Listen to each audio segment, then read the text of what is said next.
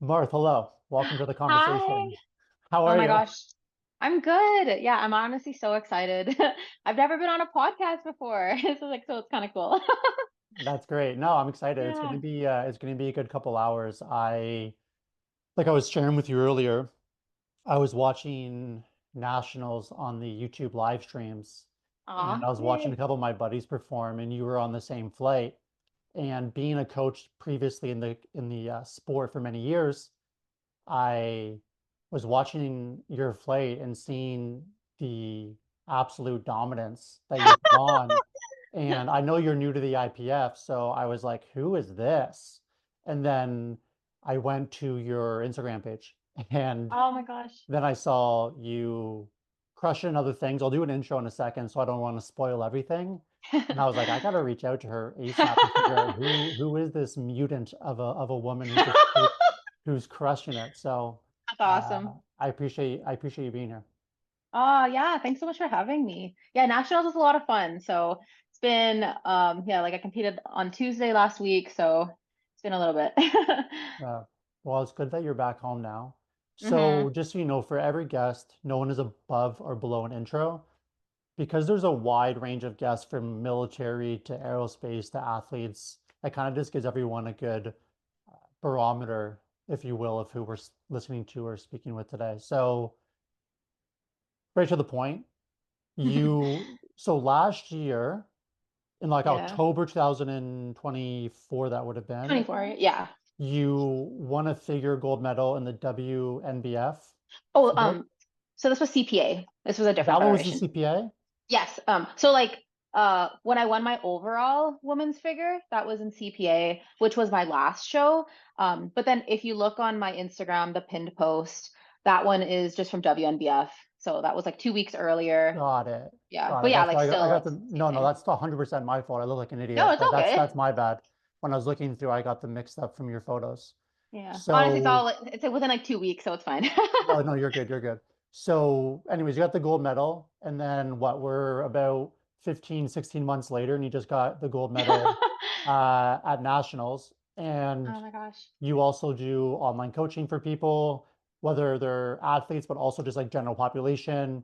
On your hmm page, I really enjoyed it because you have a lot of ranges of things, right? Where it's not just you lifting heavy weights. There's a lot of information about nutrition, uh, hmm gene size, and how they're kind of all over the place for women. And you shouldn't like attach your emotions to gene sizes, which we'll probably get into, to hmm just helping general population improve their health and fitness. So it's not just a powerlifting specific niche. And yeah, it's incredible what you've done in such a short time. Oh, And thank you. I think you should be proud of it. But yeah, I'm really happy you're here because I'm very excited to learn about how the fuck you did that. Because and again, Yeah. I'm not trying to be rude, right? But just speaking objectively, when people do their first physique show or men's bodybuilding, it's a lot. Oh And my to gosh, yeah. get lean enough to be competitive, Yeah. almost no one does it their first meet, even Oh people my that gosh. become pros. And so when I was looking at your photos, I was like, oh, got it. So she got like legitimately stage Healed. ready. So when and I'm not just trying to pump your tires, I really am trying to like put it all through my head so the guests that are listening can really visualize all of this. Because if I look at IFBB pros or other natural women's physique competitors, like you got that lean, and obviously you won in the CPA because of that, Mhm. and naturally, and then you crush a completely, not completely different because some of the lifts transfer over, but you crushed powerlifting. And I don't know the exact number, but I think you won by like 40 kg, which is incredible. So, and now you're going to Worlds. So, anyways, that was a long botched intro, and I apologize for getting the first federation wrong, but No, that was awesome. I'm happy you're here. Yes. Wow. Okay. Definitely. It's cool. It's cool having someone like tell me all that because it's like we sometimes forget to look back at our own accomplishments and see how far like we've gotten, but yeah, it was quite a journey, definitely for bodybuilding. I really wanted to put everything into it because That's kind of how I am with anything in my life. You know, like if I am going to do something, I want to put in a lot of effort. And I'm really proud of how I did, you know, and I had a really solid first experience. I hired a great coach, and just like everything in my life was kind of set for that season, you know. It just felt like the right time to do a bodybuilding show because I'd been debating on doing one for years because I started off as a power lifter, you know, that's my roots. I started powerlifting in 2018. And then, you know, throughout those years, I did powerlifting, I did a strongman competition, back to powerlifting, and then, yeah, I was just like, nope, you know what, we're gonna bodybuild. So that's kind of how we got there. Before I ask some questions about kind of your childhood and coming up, because I'm very curious of how that kind of led into all of your performance now. It's funny because I used to be in the restaurant industry for a long time as well. And I worked myself up to becoming an elevated leader in that industry. And it's hilarious because I still have friends in that industry. And I sent one of my good friends a video of you lifting a keg over your head. And I was like, when we worked together, I wish that my friend and myself hired you to be like our support staff for the summer Hilarious. because I saw you lift a keg over your head. And I'm like, I'm watching that video. I'm like, so physique, then you lift the keg over your head, then you're deadlifting 400 pounds. And it Yeah. was a really good compilation. So I will share a little of my story because I think that kind of encapsulates all of the intro in one kind of video. But I'm curious. So when you grew up, did you play any sports? Yeah, okay, so honestly, I actually didn't really play a lot of sports growing up. I was always naturally athletic, but I played a lot of like video games and I was a kind of a big nerd. I did like longboarding and stuff, but and you know, I'd bike and I did do cross country in junior high for a bit. And then in high school, I did field hockey. I was the goalie, which was kind of fun.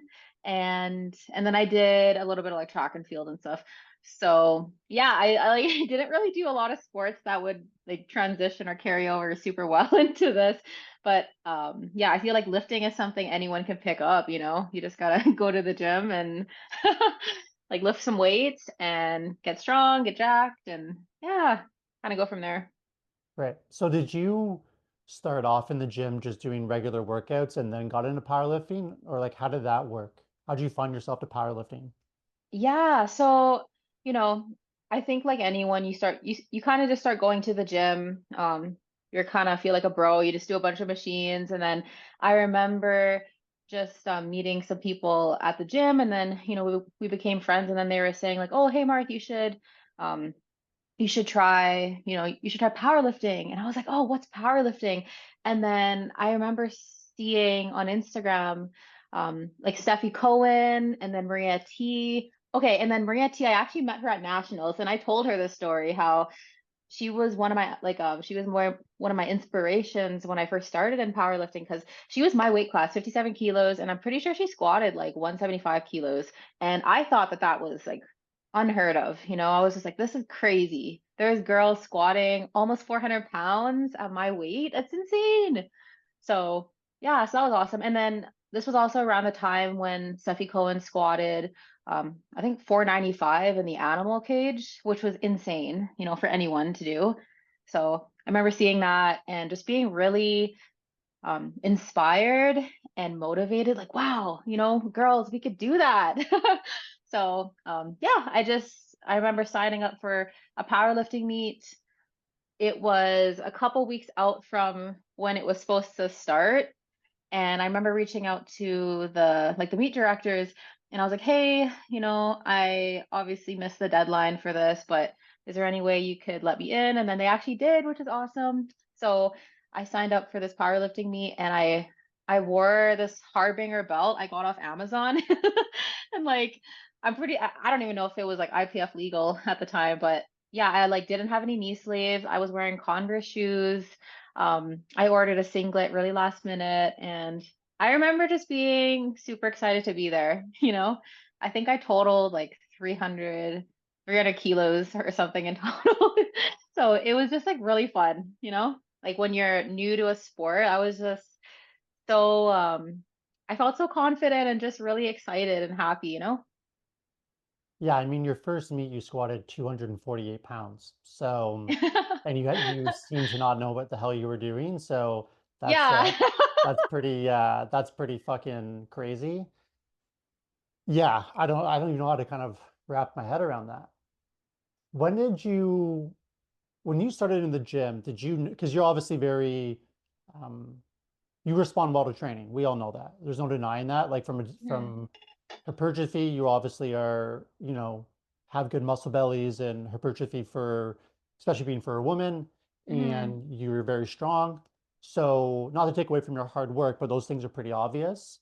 So when you Mhm. started in the gym lifting and just getting into it, did you notice pretty quickly that you were responding pretty well to it? Oh yeah. And like I think a lot of people too, like you kind of get those, you get newbie gains, right? So when you first start off at the gym, like the gains are super easy, right? And like you notice a lot of changes, especially over time with like muscle and then strength and you're just like getting stronger. And I think that's obviously what keeps you coming back. But I noticed for me specifically, yeah, that I was definitely built for like strength sports. I even have like really good leverages. Like I have like really long arms, so it's just like perfect for deadlifting.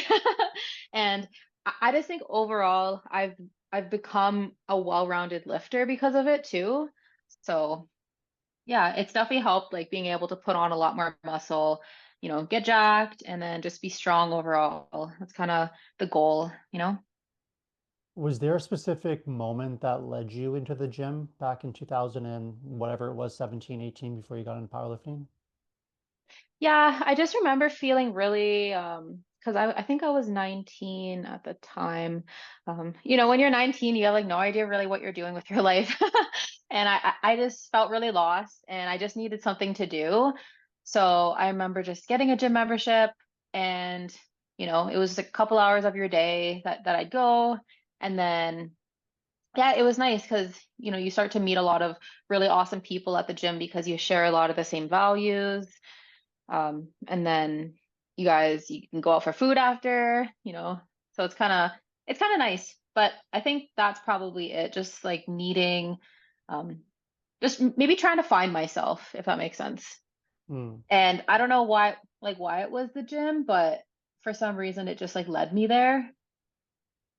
Yeah, I always find it interesting what the root cause of people going into any kind of endeavor in life, whether it's academia or sports, and then excelling over time to Hmm. becoming very high level at it. Yeah. And I think Chris Bumstead has a really good approach to this, where he talks about the champion mindset isn't just one singular mindset, because Hmm. there's many roads to becoming a champion. Yeah. And in my conversations with everyone on the podcast, there are people that come from drug addiction to breakups to wanting, like yourself, just kind of like find themselves, if you will. So I think it's kind of Hmm. interesting to see the vast like kind of range of it all. And then you do talk about identity quite a bit. Hmm. I think that's one of the more prominent things that I see when I look through your page. So I really kind of wanted to start diving into that a little bit because I think your messaging is really positive on that, but I'm curious if we can Hmm. get kind of deeper into the weeds on it, if that's cool with Yes, you. let's do it. I love it. Yeah, this is definitely an area I found myself becoming, I guess it's more interested in. And I'd say right now, because I've been lifting, for like over 8 years now, I definitely feel more aligned and more grounded with like who I am now than I did like a couple years ago. I feel that Marthe, who was powerlifting a couple years ago, I tied so much of my identity to lifting and it really hurt me. Like it really just like bad training session would destroy my day. I like couldn't get past it. And I feel that we do fixate so much on, the numbers in the gym and how a session feels. And we have a really hard time like disconnecting from that. How would that show up outside of the gym? So just say you go in, and this is before you kind of developed your mindset to where it is now. So you go in, you have a really bad session, you might be close to a meet, for an example. Like, how Hmm. would that, you said you'd be in a bad mood, but like, how would that show up? Yeah, outside of training. Yeah, so maybe in a way where you have a hard time maybe regulating your emotions or like compartmentalizing. So bad training session means that I'm so weak, I'm this terrible person, I'm such like a bad lifter. Or if you are close to your meet, you're just like, oh, everything's terrible. And then you kind of forget that, okay, this is one training session out of, 100 of training sessions, right? And I would probably say the percentage of like bad training sessions to good to great. So great training sessions, maybe you'll get like a couple. You'll probably get maybe, I don't know, maybe 5 to 10 out of 100. And then good sessions, maybe around like, I don't know, 50, 60. And then the rest are like kind of like meh. Like nothing really bad, nothing really good, just kind of cruising, but it's hard when maybe you don't see the PRs every week or you're not like adding kilos to the bar all the time. Um, but people also forget about, you know, okay, but your technique didn't break down. The rep moved way faster than last week, right? But sometimes we fixate so much on the load on the bar, you know? Why do you think that way of thinking or being is harmful for performance? Honestly, powerlifting it's a long game. So if you want to be competitive in powerlifting, you are going to have to be okay with maybe not progressing as fast as you want to, maybe stalling, hitting plateaus. You are going to have to be okay with literally working your butt off for maybe 2.5 kilos on your total. And a lot of people don't want to hear that. And it is a lot of work because you're putting in, so I train five days a week. My training sessions usually 2 to 2.5 hours, a week, a session depending on what it is. And then, so it's like you're putting that much time into it and you're investing that much effort, energy, and then, you're doing all these things outside of the gym with like your nutrition, your steps, your sleep, all that. So I think that, sorry, like what was the exact question again? I remember it got No, kind you're of nailing it. confused. This is really, no, Okay. you're crushing it. This is really good. It was how having the mindset of letting a session um, put you like in a bad state of mind outside of Oh, the gym. yes. Like, how does it affect like your overall performance? And then you were talking about like it's a long game and Yes. Oh, 100%. Yeah. And it is a long game because, yeah, like with powerlifting, especially with like progressing, you might not even have the best meet until maybe like your fifth meet. And like maybe if you're working with a new coach, you guys might not even know how to peak properly, but the strength is there. Like you just have to be able to express it properly. So I think the people who are going to do really well in powerlifting are the ones who are going to like stay in it and who are consistent year round. Not just during competition season, if that makes sense too. So off season is just as important as competition season too.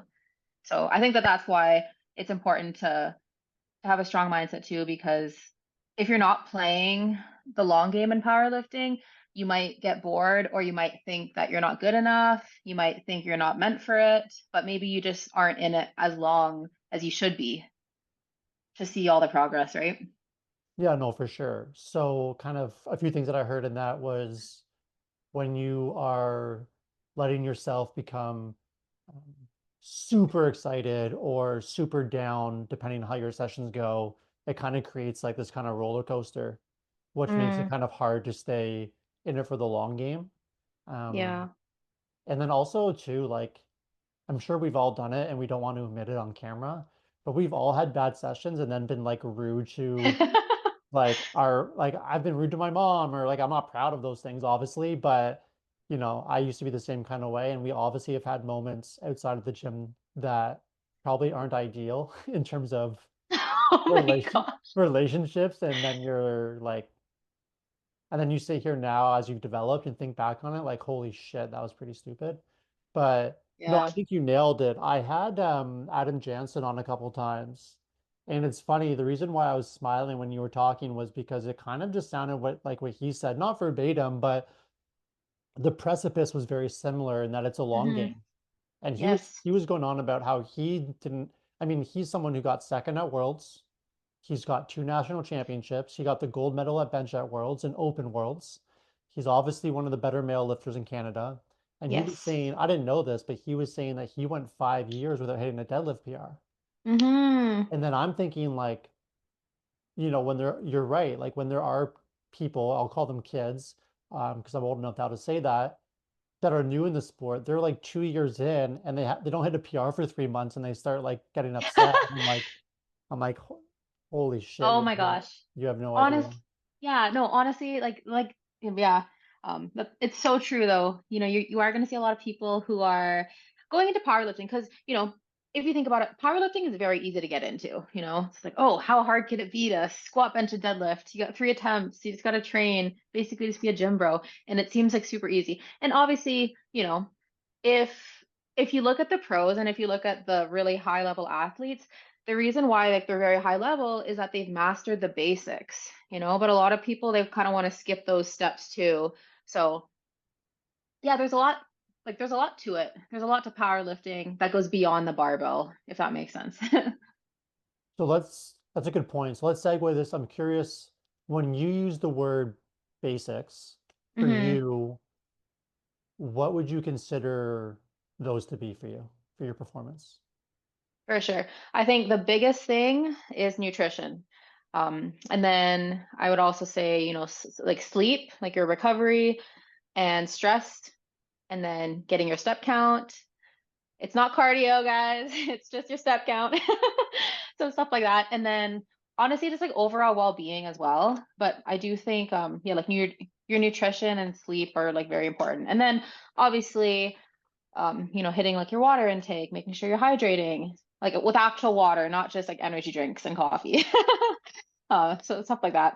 So let's go through all those. So Okay. let's start with nutrition, because I know that's something you're even a little bit extra passionate about based on just looking through your Instagram. So let's not use general population. Let's use peak performance, high performance, or people that are where you were 6 years ago, just say. Ooh. What are kind of the fundamentals around nutrition that you do yourself or coach for others? Yeah, so I think the biggest thing is going to be making sure, um, I probably wouldn't recommend everyone start tracking like their macros right away. I do think that especially when I'm working with, beginner clients or people who like are wanting to start tracking their nutrition, I actually don't really have them track their macros. I mostly have them doing like, okay, we're gonna start off with like protein. It's like really important for your muscle and your recovery. So I'm gonna making sure that they're eating protein at every single meal, and also that people are eating a good variety of fruits and vegetables. So you're gonna get good micronutrients, fiber. It's good for your digestion. And also with like whole foods, it's just gonna keep you fuller a lot longer. So you'll be able to consume more whole foods for like a lot of volume for like, less calories, if that makes sense. But probably like start there and then yeah, just like making sure that they're like yeah, like even with their carbs and like their protein pre and post workout, I think is important as well to a certain extent. So yeah, Yeah, I I'd probably agree. just like start there for your like nutrition. Do you track your macros for yourself? Oh yeah, I track my macros year round. Like I am very, and for me, I just genuinely feel better tracking my macros. So obviously there's times where it's like, last week when I was away, I was like loosely tracking, like I'd still track like, like my breakfast and lunch, but then I'd have like one meal out and stuff. And then like to me, I don't feel super bad, but when I'm like in prep, like if I'm competing, obviously in bodybuilding, you got to be 100% dialed in. I didn't deviate once, so it's like I'm tracking everything. Powerlifting, I'm tracking very, very like intentionally. So I'd probably say like 99% of it is like tracked during my when I was cutting down from because I cut down from 63 down to 57, and I had to I did that very slow because I wanted to maintain my strength, and I think that that's like the best way to do it as like a performance athlete especially. But yeah, like I think if you want to, hmm, I don't know, maybe not everyone will agree with me, but I do believe that a lot of the high level athletes in powerlifting are tracking their food um, mostly year round, I'd say, or they've gotten to a point where they've been doing it long enough where maybe they don't have to like put it on a scale. They could like eyeball it, which is fine. But I think for the most part, it's probably good to start tracking your food in the strength sport. Got it. Real quick before I go directly into my response on that, because it is your first podcast episode. I Hmm. promise you, no matter what you say, like if you said the earth is not flat, someone's going to think that it's like that's always going to happen. So eh, thinking through of everything that I've said on this Yeah, yeah, podcast, it's going to happen. So I just yeah. my advice is just who cares and just say what you um support and believe in for sure. So Oh my gosh, did I say something wrong?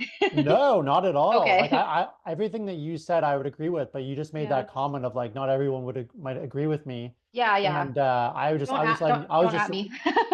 no, I was just like having your back in that. Like Okay. if you say like, oh, spread the floor is a good cue on sumo deadlift, and then someone's like, oh no, it's not. Like it's Okay, yeah. that's always gonna happen, and just Totally.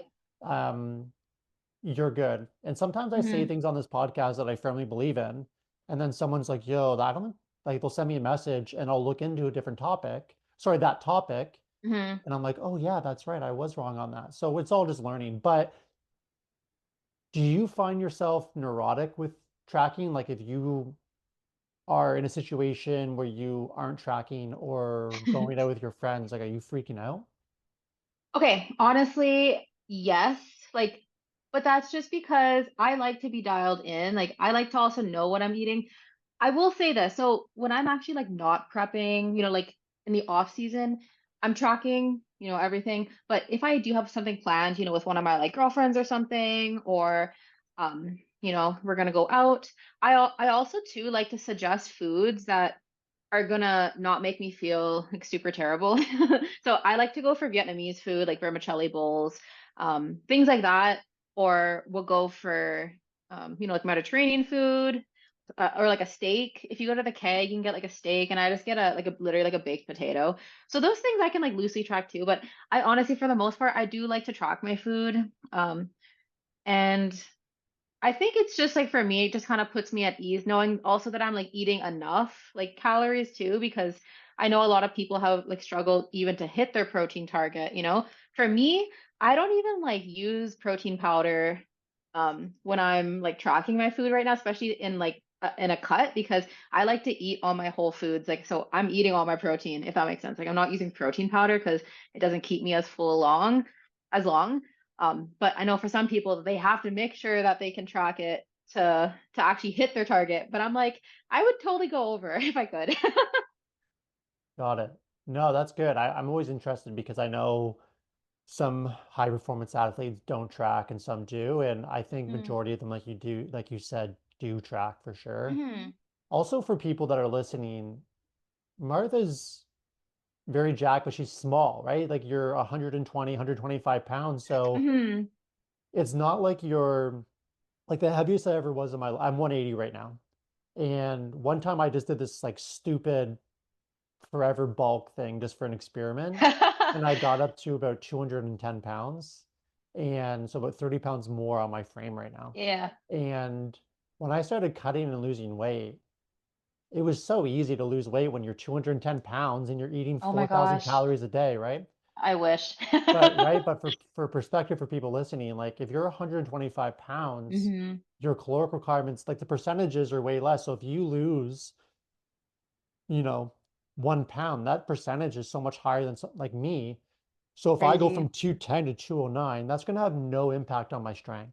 If you go Yeah. from 120 to 119 too quickly, that will. So Yeah. I can kind of appreciate why you're so meticulous. Oh yeah. And I also just think that everyone that I have on this podcast are world class and you all are very obsessive. So it's just is what it is. Um, I think you have to be a little obsessive to do powerlifting in some capacity, to be honest. Like not just with like your food, but like with something. Yeah, I would say I would even go further and say that to be really good at or your level in any domain in this world, you have to be obsessive. Oh yeah, And I think I think that so. the wide range of world-class guests that are on this podcast, every single one are openly obsessive and they will happily share that, not from a place of bragging, but just the reality. And whenever Mm-hmm. I ask them about it, they all say the same thing of it's just a requirement to be um, great at what you're doing, right? So Yeah, 100%. for your nutrition, are for your athletes or people that you coach, does everyone track or is it just dependent on the person? It depends on the person. I have athletes who do track everything, like who like will track all their macros, and then I have athletes who I basically just want them to be eating. Okay, it's like, hey, I want you to be eating, 2 servings of protein at this meal, a serving of carb, a serving of fat, and they kind of like spacing out certain things. And then I'll have some athletes where they'll just be tracking just their protein and they can kind of like, intuitively eat like the rest of the days, like their meals and everything. So it is dependent on the athlete and obviously like their goals. If their goal is to, they really want this specific goal, then kind of got to be like more realistic with them. Like, hey, like obviously, I'm here to like support you and hold you accountable and everything, but like this goal is going to require this much of you, and like this effort. And like I'll meet you there, right? But I'm always trying to be realistic like with my clients too about what they want and even like their current lifestyle and if it's even like realistic for them right now, if that makes sense. Yeah, So, it's 100%. Yeah, I agree. And you nailed it, right? I think that I would agree with you, or I know I agree with you that it also depends on the person you're talking to, right? So when I was coaching with athletes, I had some that were very good, like yourself, and going after national championships. And I had some people that enjoyed competing, but their goal wasn't to become a national champion, and that probably wasn't in the cards for them anyways. They just loved it as like a hobby, if you will. So yeah, how I'm going to coach those two athletes are significantly different. I'm 100%. not going to let the national, I'm not going to let Jordan, if he would do, if I heard that he went to a party or something and we're 10 weeks out from a meet, like I would fucking not be happy with him. But if it's someone who's Yeah. just getting into the sport and is more casually lifting, it's my approach is going to be different. Your the next one you mentioned then is sleep. Hmm. So walk me through the hours you sleep, your routine, maybe some habits or Hmm. practices that you do, even if they seem a bit crazy, to make sure you're getting the quality of sleep that you need. Yeah, no, for sure. Yeah, sleep is like super, super important for me. And I always like to have a wind down routine. So making sure that I'm um setting the environment so that my body's ready to relax. So, whether that's like blue light blockers I'll wear, like to prevent just like even if I'm watching maybe like TV or I'm on my phone, it just helps me like not stay awake with like the blue light blockers. So I don't know exactly how it works, but I know it helps me. Um, but basically it like kind of prevents your eyes from like being like super like um so that and then I kind of set the like in my bedroom. I like to have it like pretty cold, so I'll like to sleep with the window open to be honest. Or like in the summers, having like the AC on is really important because your body temperature rises at night. So it's really important that you're not going to be waking up because you're too hot. And obviously in the summertime, a lot of time we wake up because it's like way too warm in the room. We like take off the blankets and all this stuff. So setting the temperature is really important. And then I like to wear an eye mask, like an actual eye mask I'll wear. And then I wear earplugs too. I'm like super because I feel that I don't really want to hear anything too when I'm sleeping. And having an eye mask is nice because then if you don't have blackout curtains or um or something that's gonna like prevent light from coming in, then it kind of just like helps you get it's just like, it's just dark, so it's nice.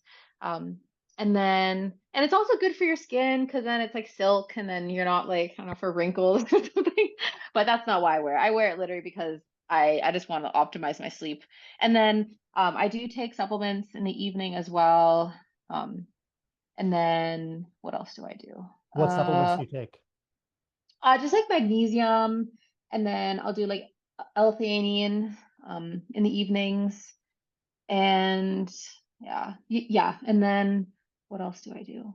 Oh yeah, so basically the hours of sleep that I get. So I like to be in bed between like at least between 8.5 to like 10 hours.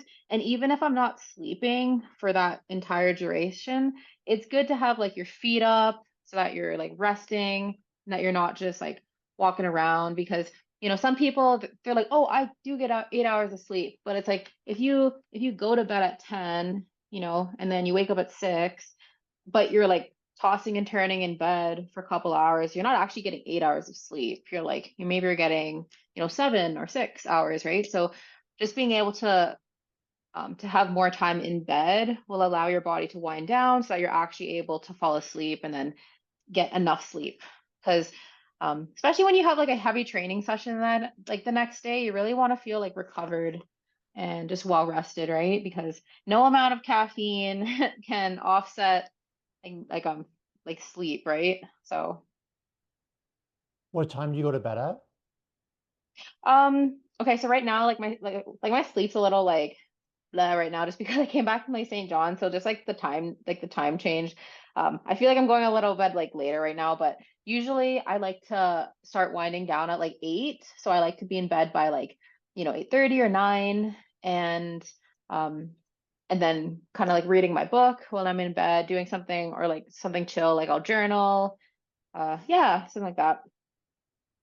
Well, you saved me time because I was going to ask you because you have a post on your Instagram of you reading a book with the Yes. blue light blockers on and your wind down routine. So I wanted to get more into it. It's funny though because you mentioned the blue light blockers and you were joking about I don't know how exactly it all works, but and I'm not a neuroscientist guy by any means, but I shit you not, last week on Twitter, I saw a pretty good study that was done recently and over in China. And the group that used the blue light glasses got 30 minutes of additional sleep than Hmm. the group that didn't use them. So I forget the intimate details of the abstract of that study, but they basically had two groups and they ran through the same protocol, nighttime routine. One had the glasses and one didn't. So I agree with you on that. I think light is super important. I have a pair of glasses as well, and I've noticed for myself that when I wear them, there is a difference, and it's a low-hanging fruit. You don't have to even buy like the $300 pair. You Oh my like, gosh, no. Mine have I get, Amazon. yeah, me too. I got like a Like $40 20 pair. bucks. Yeah, I got like a $20, $40 pair from Amazon. Um, Yeah. so that's your wind down routine, your sleep routine. Yes.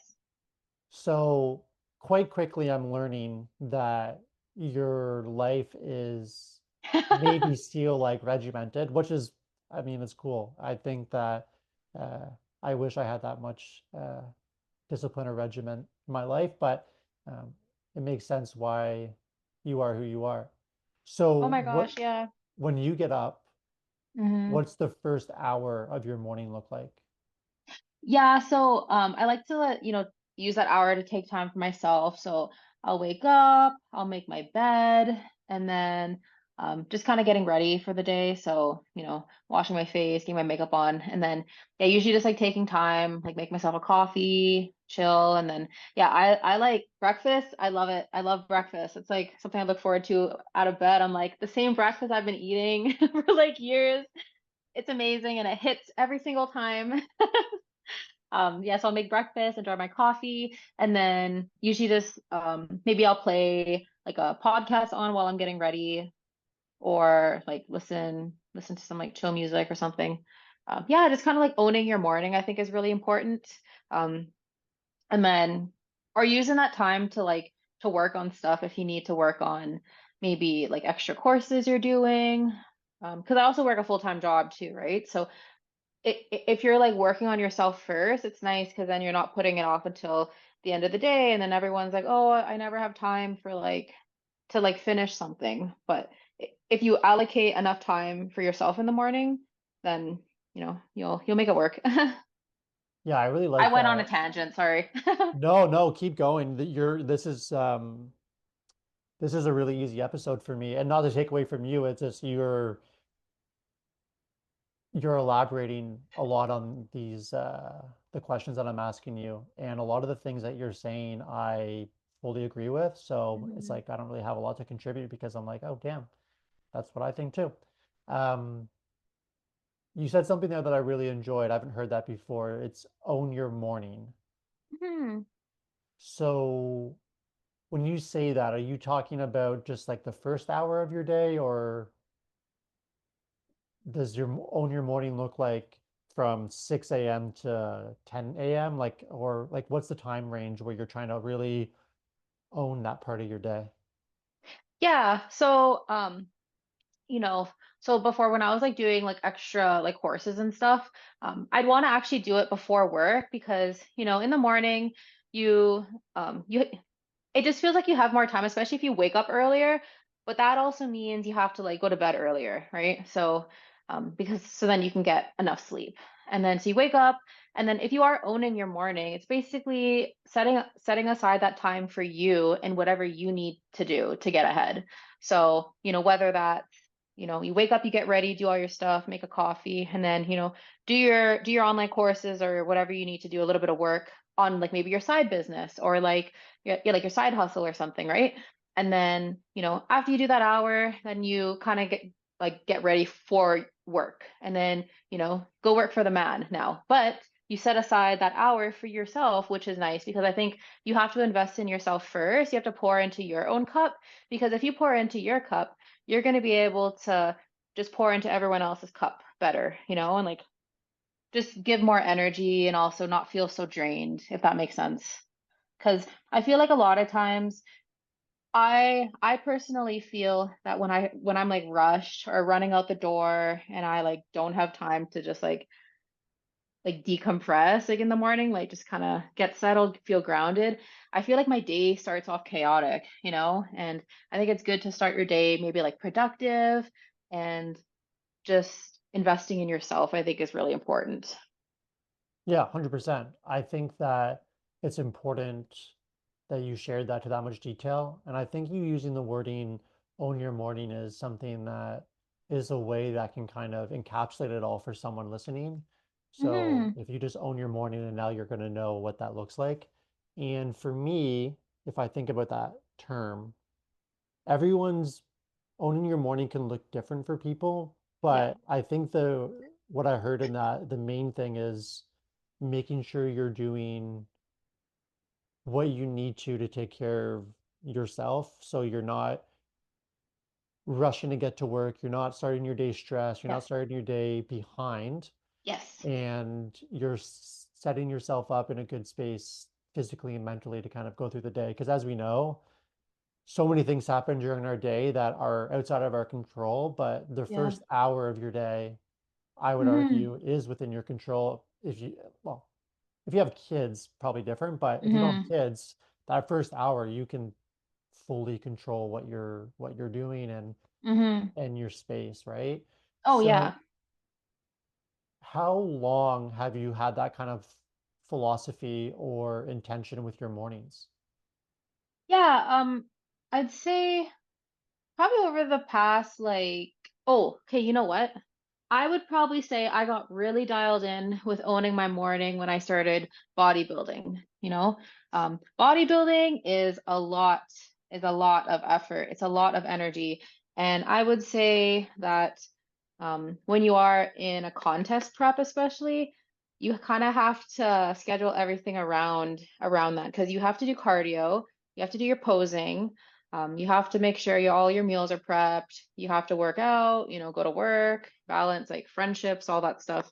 So for me, when I was bodybuilding, I remember I would get my cardio done first thing, and then I would do my posing right after that. I would do my posing after my cardio because I'm tired and I'm fatigued and I'm like, hey, you know what? But I'm gonna be feeling tired and fatigued towards the end of my prep. And if I could have energy to pose right now after doing my cardio, then that's just like the best time to do it, right? You're kind of like getting yourself ready for stage, if that makes sense, because you're gonna be holding those poses forever. So if you feel tired, That's good. Like, and then you'll be primed and you'll be like prepared for when you actually step on stage. But yeah, so that was a really big thing for me is like, yeah, um, just I would get to work, and then because I work at a gym, which is awesome, this is like I do my cardio, do my posing at the gym, and then like I get ready and then I actually work. So yeah, so I think that if I didn't do that, it's like when would I be doing my cardio and my posing like after work? Like that would be so t like hard for me, I guess, and I just wouldn't be able to.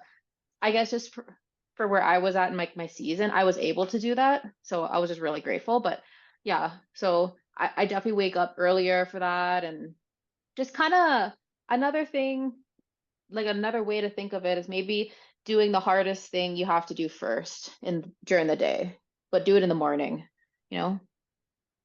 Yeah, it's great. When I worked a more of a structured job, Mm-hmm. 9 to 5, 10 to 6, if you will, I would go to the gym very early to get Mm-hmm. my training in. And Nice. yeah, I think I'm the same way, right? And I think most people would benefit from that because so many things can happen during your day that you are guaranteeing that you're going to get the work in. Mm-hmm. And you also, I found myself and others that I talk to, you might not be peak energy in terms of going at like 3 p.m. or 5 p.m. when you got the juices rolling all day, you have some meals in you, but you are able to be like way more dialed and focused because I think that most of the world isn't up that early. So you're not Mm-hmm. getting like the same amount of notifications on your phone and Yeah. you're able just to kind of like dial it all in. And then also you don't have this like, how do I explain it? Like an additional stressor of, oh shit, I still got to get an hour of cardio into my day and it's 5 p.m. and Yeah, yeah, uh, yeah, totally. this coworker needs this and my mom needs to call me at Yeah, 6 yeah. now. It's like Yeah. it kind of just all snowballs. But if you just say block the world out, if you will, Yeah. get your shit done before you start your Yeah. day officially at work or um, yeah, at work, you Yeah. remove a massive stressor. And one thing I'll add too is a lot of people use time as a justification and excuse to get something done.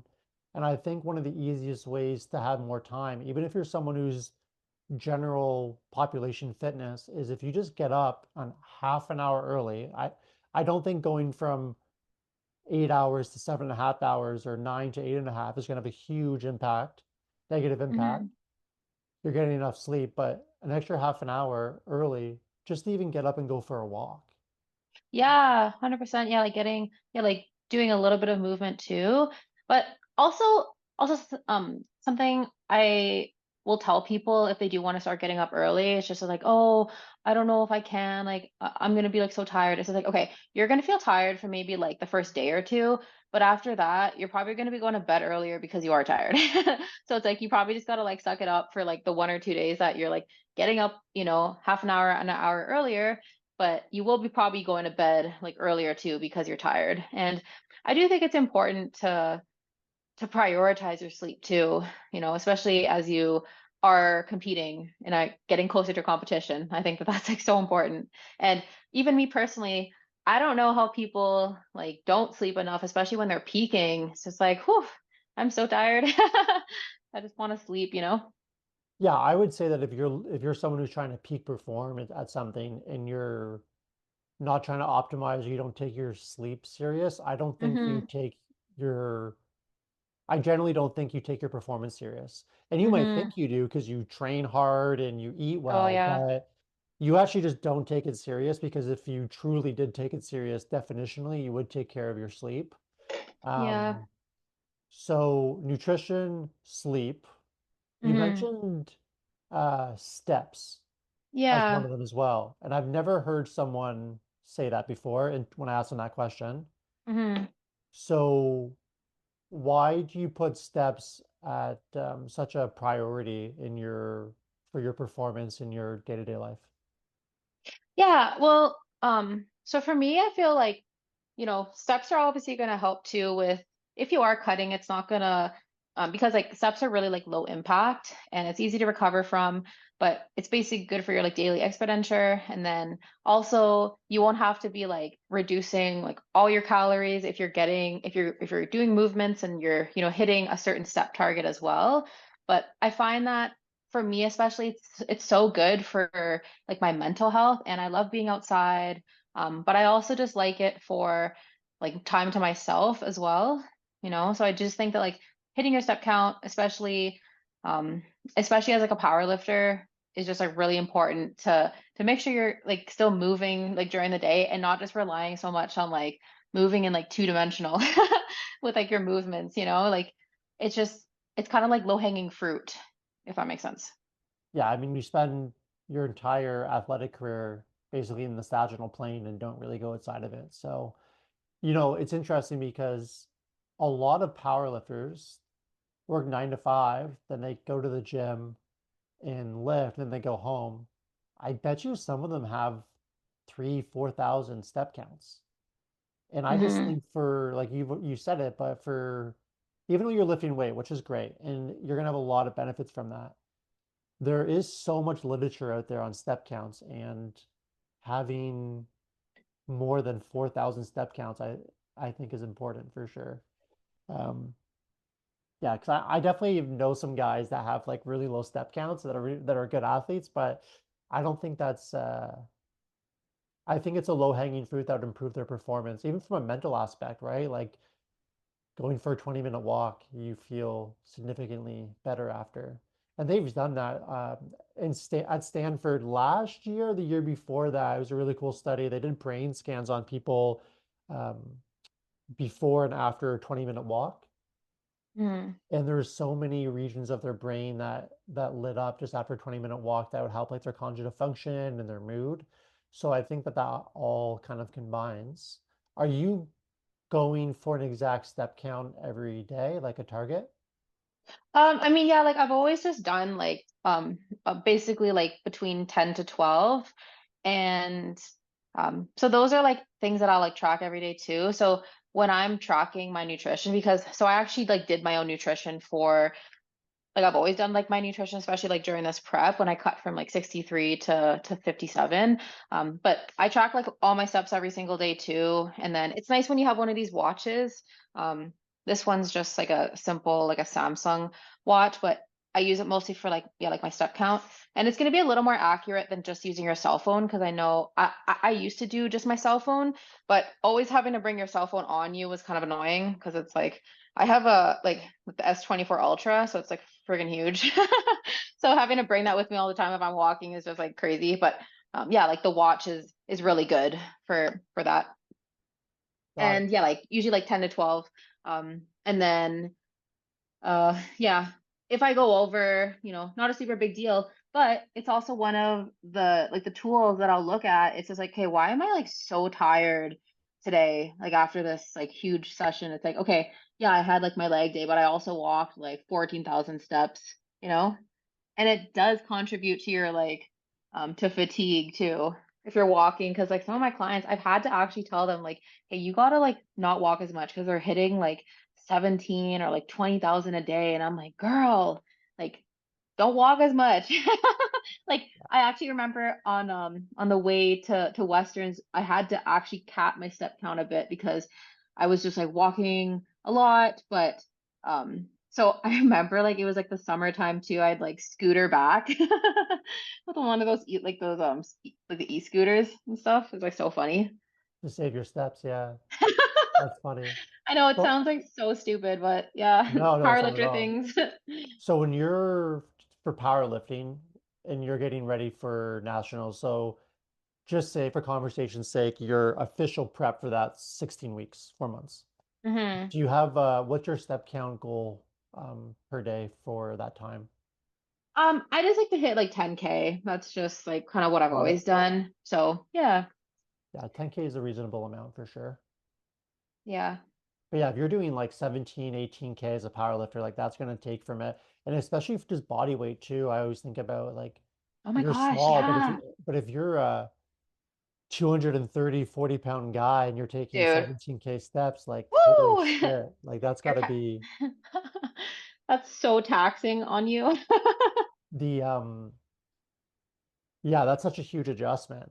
And I know for me, coming out of surgery last year, which was in August, I had 30% of, well, more like 20, but whatever, 20 to 30%, give or take, of my calf muscle and both of my legs removed, which is a pretty significant surgery. And I still have a coach still, but my rehab, my step count was a big part of my rehab and capping that. And through that process, I really learned the impact that step counts have on my day-to-day well-being.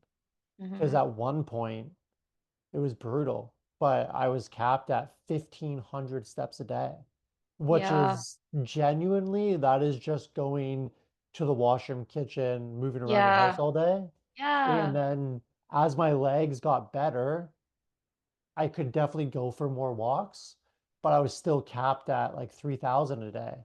Hmm. So I noticed a huge impact on my cognitive function and mental health. So, um, and that's not a shot at my coach. Like the surgery I had, it was absolutely needed to have a low step Yeah. count. But yeah, it was just interesting the how much you can learn about step counts and how they affect you when you're more Hmm. focused on it. So do you do Yeah. anything to track your sleep, like any devices, or do you go off of just how you feel? Yeah, I don't wear anything or like use any devices. I just like go like yeah, like what was my time in bed? And then yeah, like kind of like hours that I sleep and then I'll usually know upon waking like how I feel, like I feel that my personal opinion is that people fixate too much on maybe like a sleep score, that they use that score to determine the outcome of their day or of their training session. They're like, "Oh, my watch said my sleep score is this.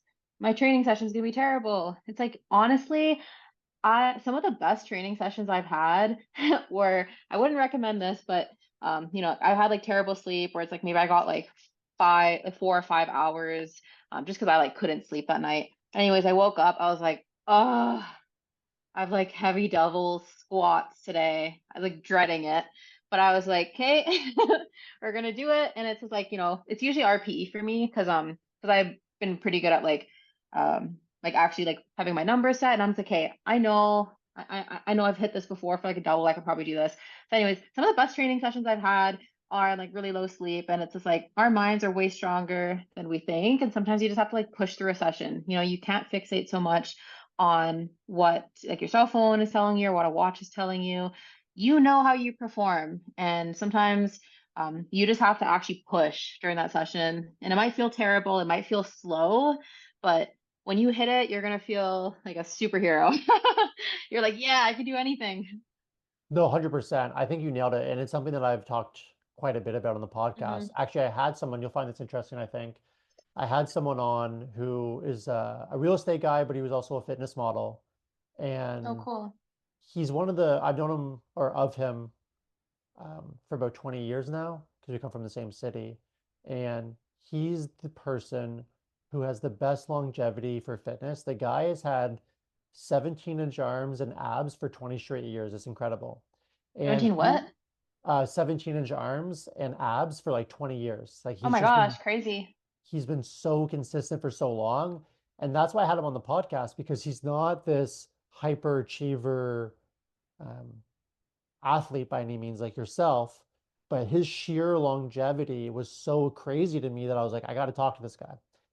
And he was sharing that he had the Aura ring to track Hmm. sleep, Okay. and he was so obsessed to get his score to a certain level that he was going through a list of all these things that he would do. Like it was excessive.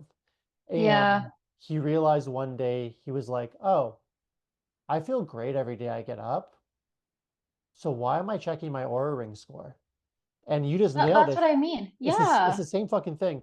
And I'll give you an example. So when I'm retired now, obviously because of my surgery, but when I would race marathons and ultra marathons, I would never ever check what my resting heart rate was No. before so I do track my resting heart rate. I always have. It is important to track it, but the day of a race, and it's funny because one of the best races I ever had, I was driving and traveling, what have you. My resting heart rate was like 3 or 4 beats higher than it usually is. Hmm. And it's the only race I've ever done where my resting heart rate was way higher than normal.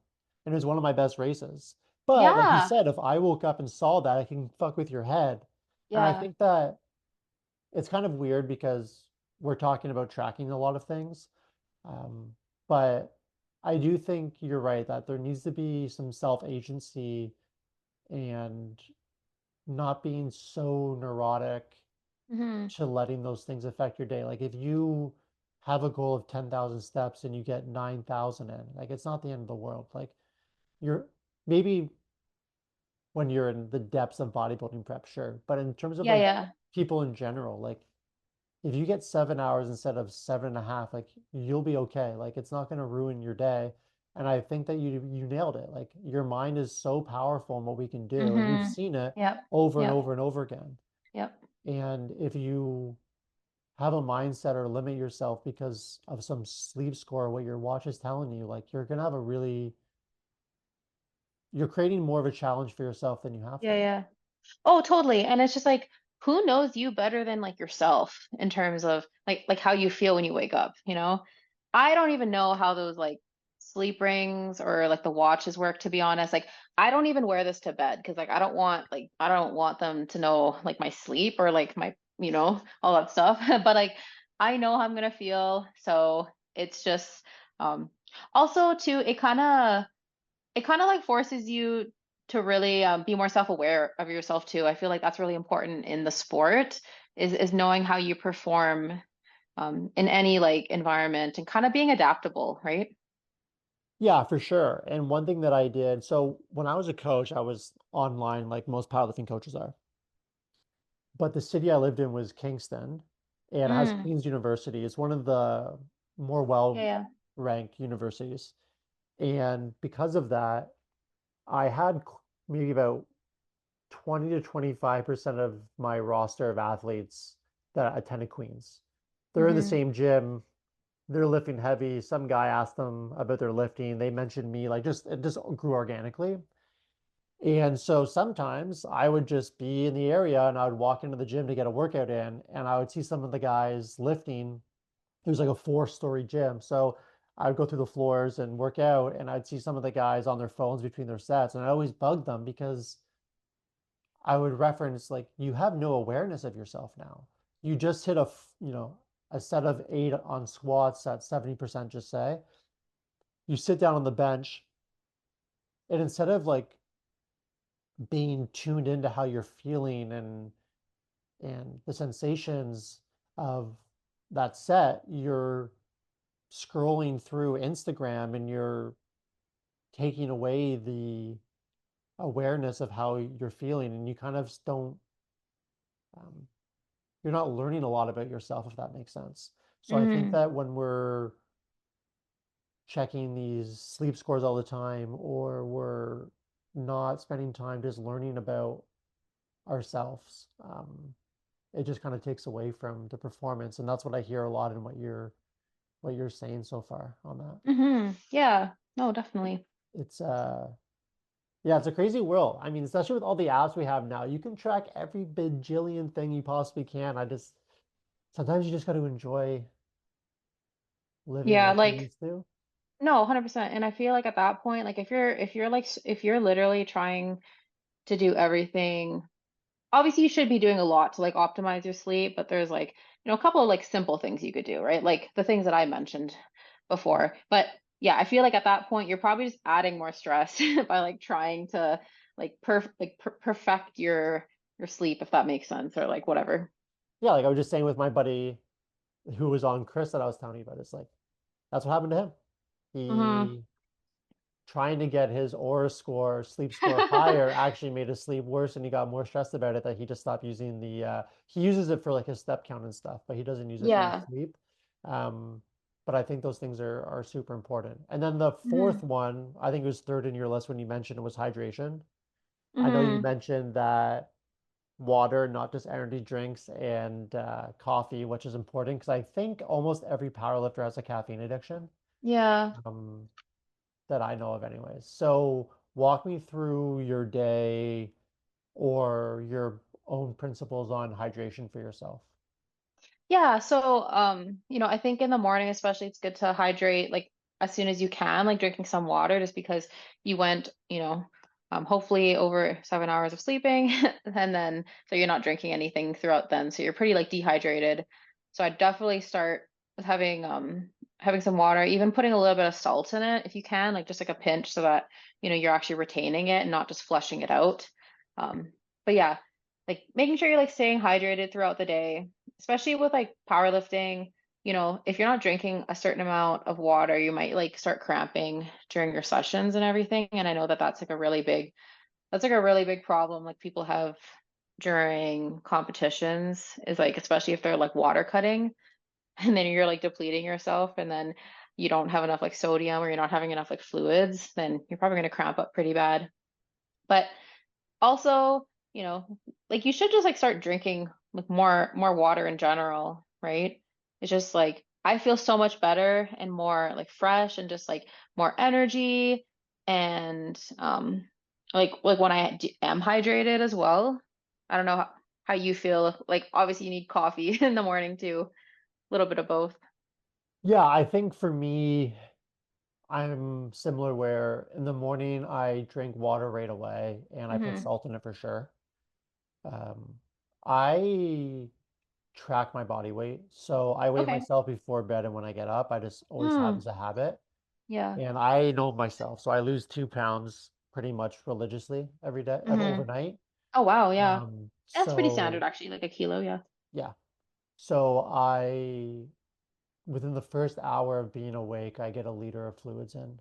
I don't Wow, actually, yeah. I don't measure the amount of salt I get. I just do like a pinch of sea salt and throw it in there. Hmm. And yeah, so I get a liter in for me within the first hour.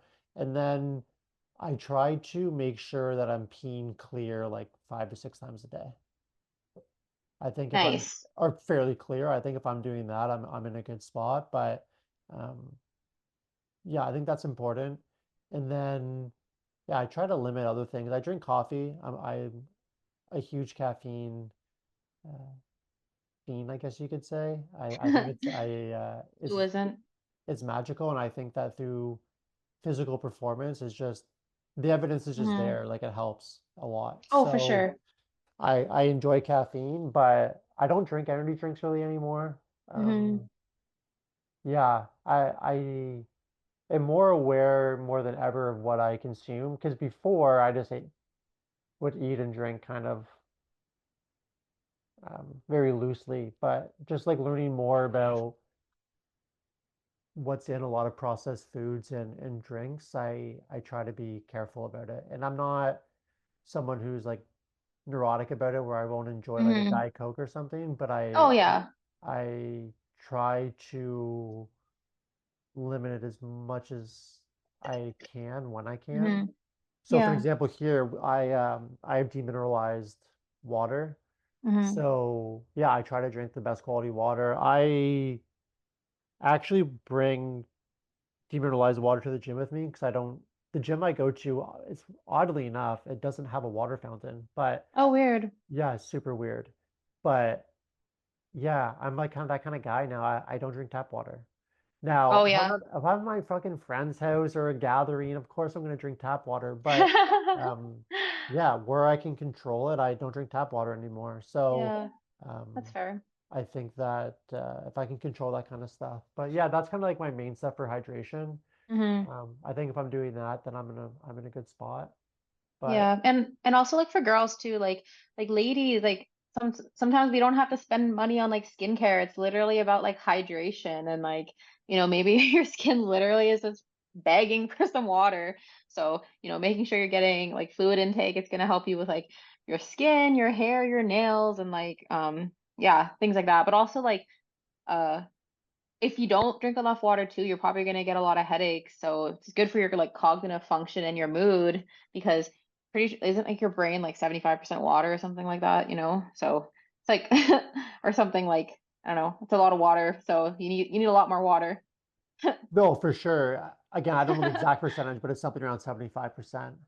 But I'm Yeah. sure someone's going to say, no, it's actually Okay, whatever. 75.65, whatever, you know what I mean, whatever. I'm just a gym Um, bro who likes to yeah, drink water. yeah, no, I'm the same way. It's actually interesting because this morning I was looking at something and there's a study that was done on bench press and Oh, a 1% reduction in body weight caused ooh, an average of 5 to 6% reduction in 1 rep max strength. interesting. Yeah, Huh. so, and the only reason why I looked this up is because someone shot me a message it Yeah. was on Reddit. Oddly enough, I commented on a post there and someone commented on my post Yeah, about yeah. hydration. And I was like, oh, I wonder actually what Mm-hmm. the real number is. And so Yeah. I just like looked it up. But Cool.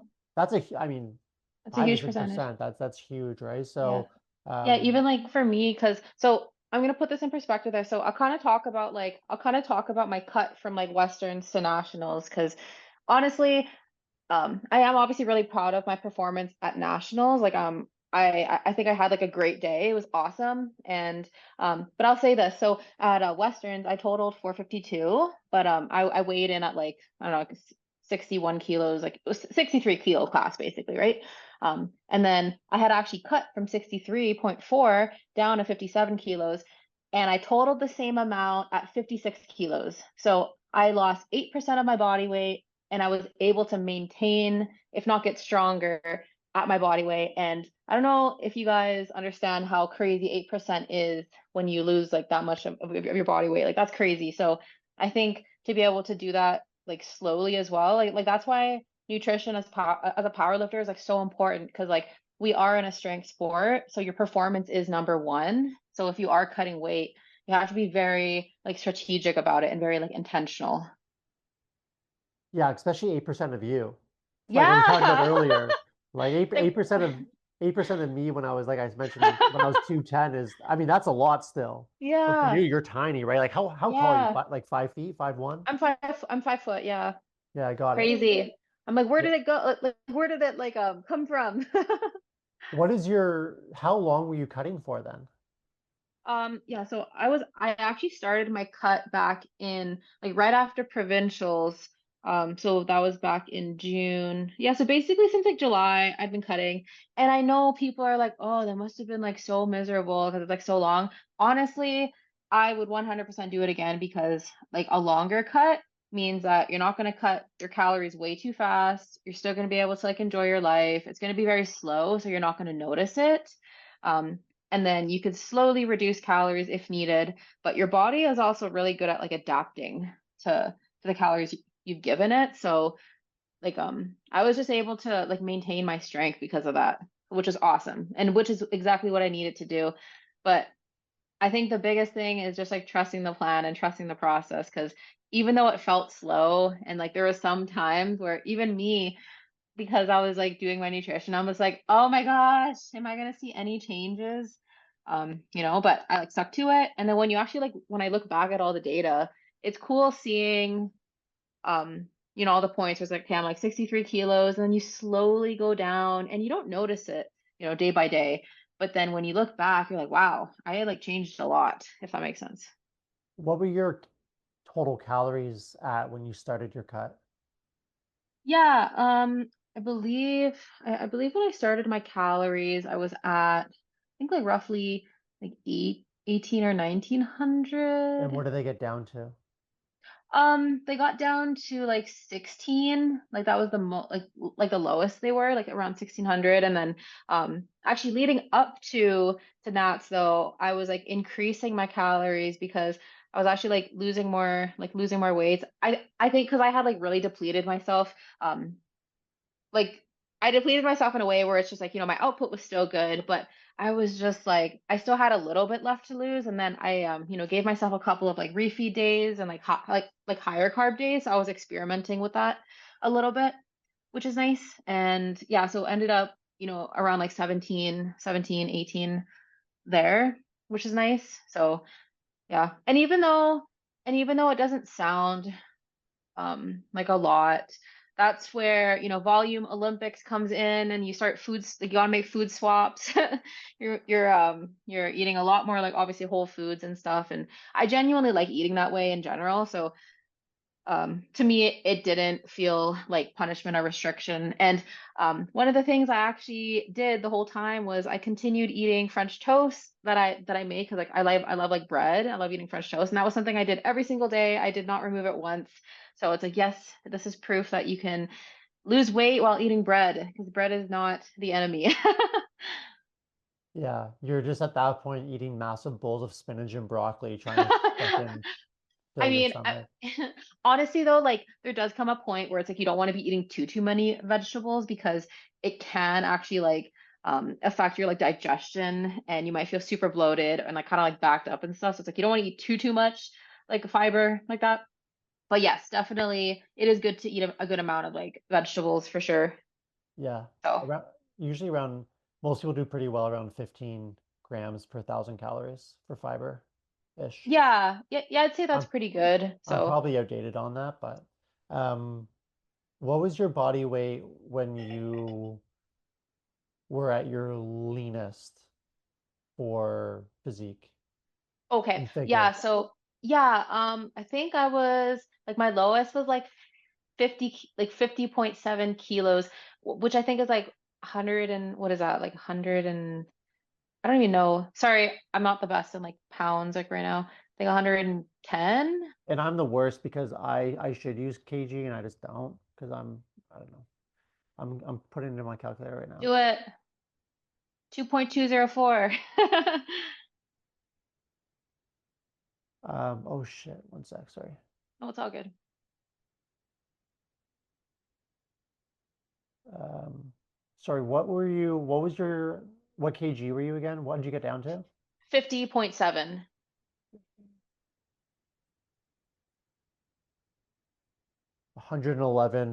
Yeah, 111.54. that's crazy. Yeah, so I was like absolutely like peeled at that point, like hamstring striations even.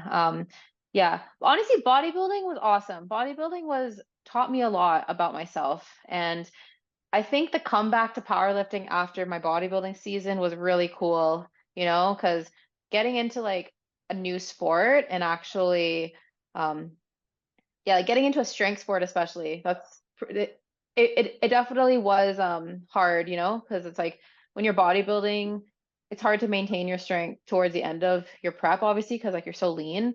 But yeah, being able to put that strength on, I was obviously a little worried about losing my strength because I tied so much of my identity to it too.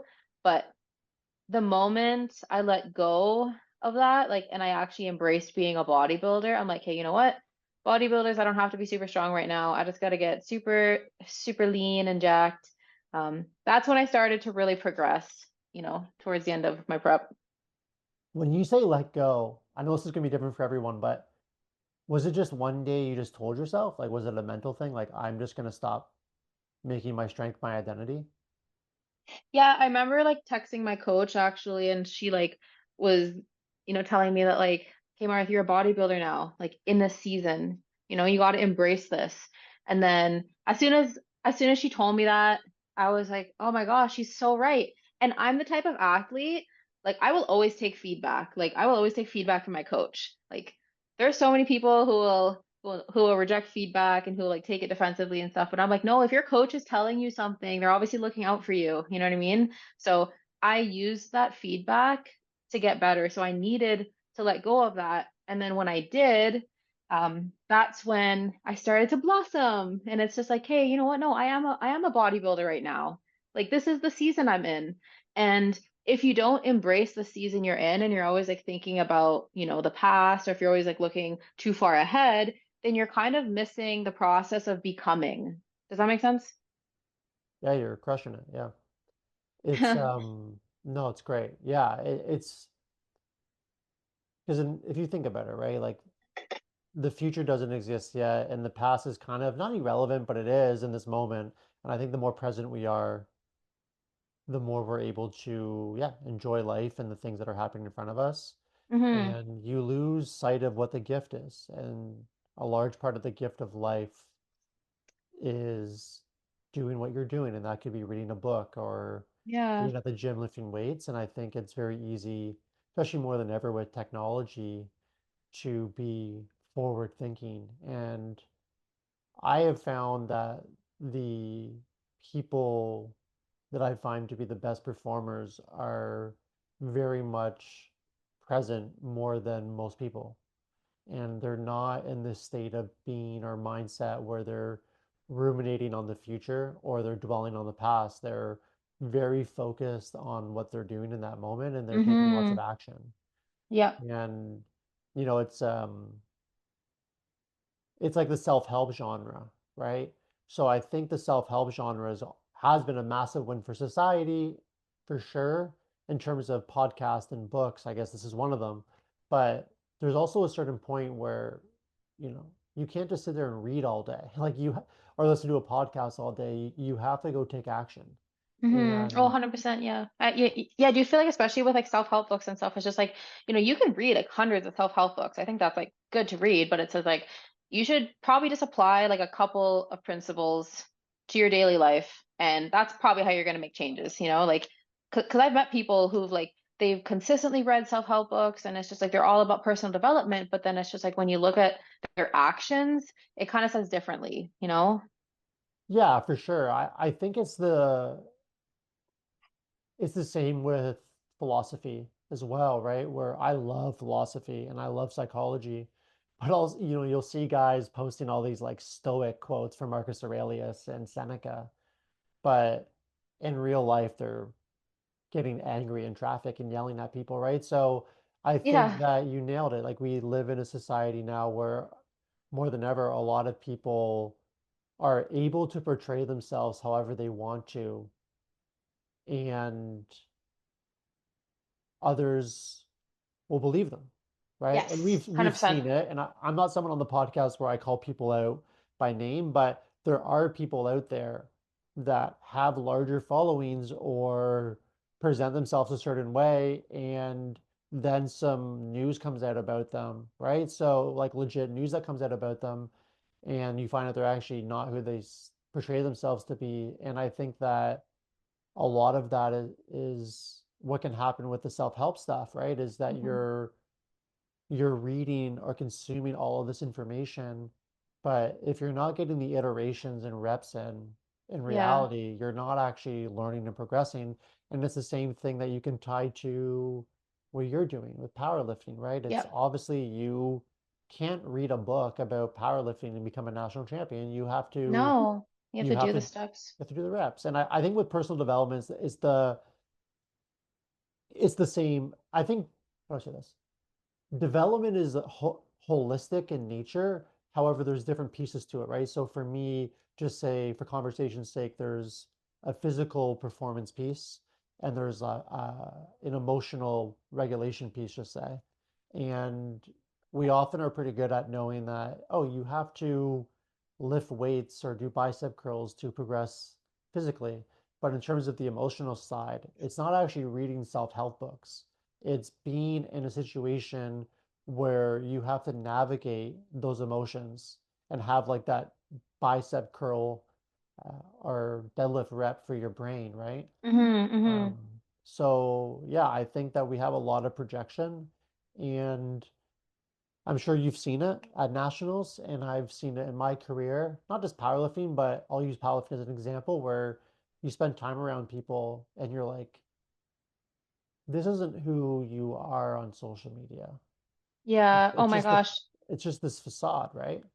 Oh my gosh. Yeah, no, totally. Yeah, that's kind of maybe where we can kind of start talking about maybe like the whole identity thing and even, yeah, like maybe the whole like stop calling it just a hobby thing. Well, it's interesting you said that because the oh, I'm talking, I'm looking down, I Yeah, apologize. yeah, But the next thing that I pulled up of yours that I really liked was stop calling it just a hobby. So it's kind of funny that yeah. you just said that. That's Yeah. on my screen. But yeah, like if you want to dive in on that in however way you want, then go for it for sure. Yeah, totally. So, I started making some carousels on my Instagram just because I wanted to, kind of put my thoughts in paper. And I was like, hey, you know what? Like, I can't be the only person who cares about powerlifting and who cares about like a sport and all this. Yeah. So, I started making the carousels, and then this one kind of popped off. Basically called it, stop calling it just a hobby, and talking about how it's okay to be passionate about something, and it's okay to be passionate about powerlifting. And I find that a lot of people kind of downplay it, and like they downplay um and like they downplay how much they care because they think it's not cool to care, you know? So, but to me, every time I've talked to someone who's like passionate about powerlifting or who's like who puts a lot of effort into something, you know, even like it's like bodybuilding and stuff, they usually do well because they care, you know? And when you do care about something, you put more effort into it, and it kind of just like it shines, and it also allows you to be consistent, and you'll probably have like a more longevity in the sport because you actually enjoy it and you care about it, right? Why do you think people portray or kind of shrug it off like they don't care as much as they actually do? Um, Honestly, I think it's just to, yeah, like I was saying, to kind of like downplay it and like downplay maybe the fact that it's like, oh, it's just powerlifting, like it's not that deep. But it's like, dude, you literally train, you know, 5 days a week, you spend 3 hours at the gym. Um, a lot of the times, like I hear this coming from even like some like actual coaches too. Like they'll say it's not that deep. And I was like, dude, your living is like a powerlifting. Like you coach people in this, you know, and like all their friends are at the gym. And you're gonna tell me that you spend like $500 to go to a meet and you don't care about it, and but it's like you throw your belts, or you like after a bad like lift, or you like hate on a ref or a judge for like giving you a red light. It's just like, dude, you care, and I can tell you care. So I don't know. I feel that people probably just downplay it because um I think I think because when it doesn't involve them, maybe it like just doesn't matter, you know? But it's so disingenuous, is what I'm saying. Yeah, I think you nailed it. And another thing that I think that happens often as well is that it allows for an excuse for poor performance, right? Because Hmm. if you're telling people you don't care that much about it, and then you don't have a great result that you wanted, or you had a bad meet, you can kind of Yeah. just like shrug it off and be like, "Yeah, I told you though, I didn't really care that much." So Oh my gosh. you're almost like giving yourself an out. Yeah. It's kind of like, And yeah, a cop out for sure. and then to me, like when I talk to you or Adam or Tori, like doesn't even that's not even on your Richter scale or register. Like when you go into nationals, it's not like you're not giving yourself outs for if you don't do well, because that's not your mindset. Your mindset is that I fucking care about this. I Yeah. worked hard and I'm gonna get a good result. Hmm.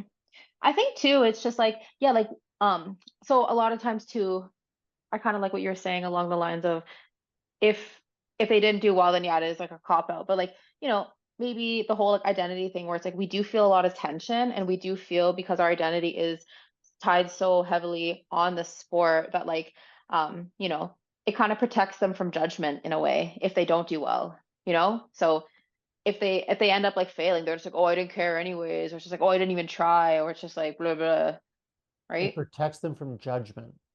Yeah, Hmm. that's a brilliant line.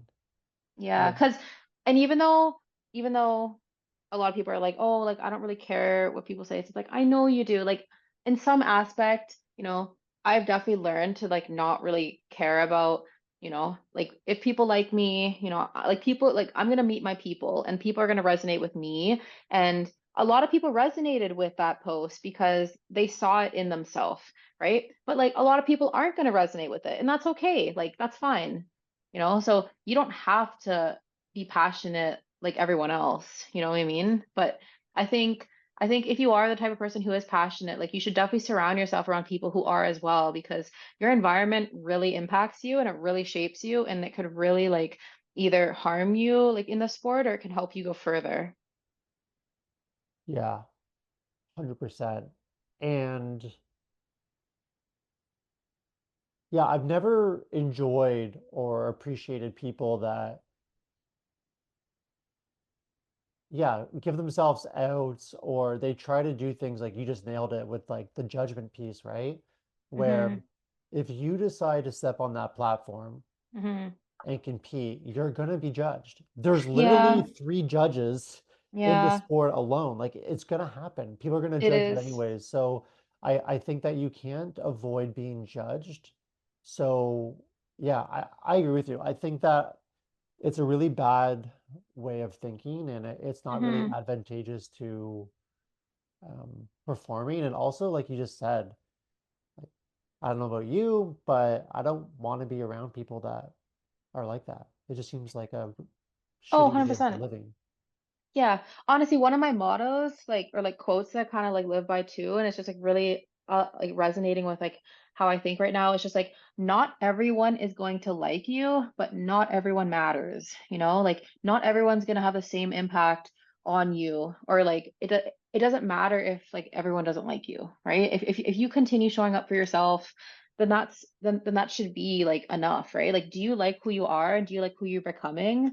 And can you look back in your accomplishments and be proud of yourself, right? Yeah, for sure. I always talk about there's a scale to it, right? Because what I'm going to say initially might sound like I'm disagreeing with you, but I'll weave it all together.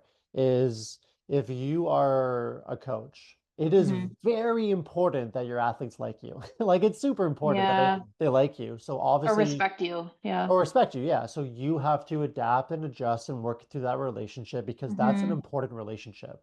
But it doesn't matter if it's someone on social media or someone you don't even know or interact with in real life. Yeah. So it really is more contextualized to the person that you're referencing, right? And Hmm. you're right, like there's a large amount of people that it doesn't matter. And Hmm. you should recognize that and then use that extra energy that you're offloading on the people that it does matter. Yeah, Whether that's your, exactly. whether it's your, doesn't even matter if you're single or not, but it could be your significant other. It could be if you're not dating someone, it could be your family, coworkers, friends, athletes that you coach, whatever the spectrum of it all is. But um, it's always weird to me that we give more. Sometimes we give more energy and attention to people that don't matter than the people Yeah. that do matter. Yeah. Honestly, yeah, it is unfortunate. And I think it's because that's sometimes um how we work is like we fixate so much on the negatives that we forget to focus on the positives, right? Yeah, and I was talking about this recently with someone where I don't believe that you can just be happy. Like if you are like, I'll give you an example. It is an extreme example, but your mom just died or you just got a breakup. Like you can't just choose to be happy. Like your mom just died, right?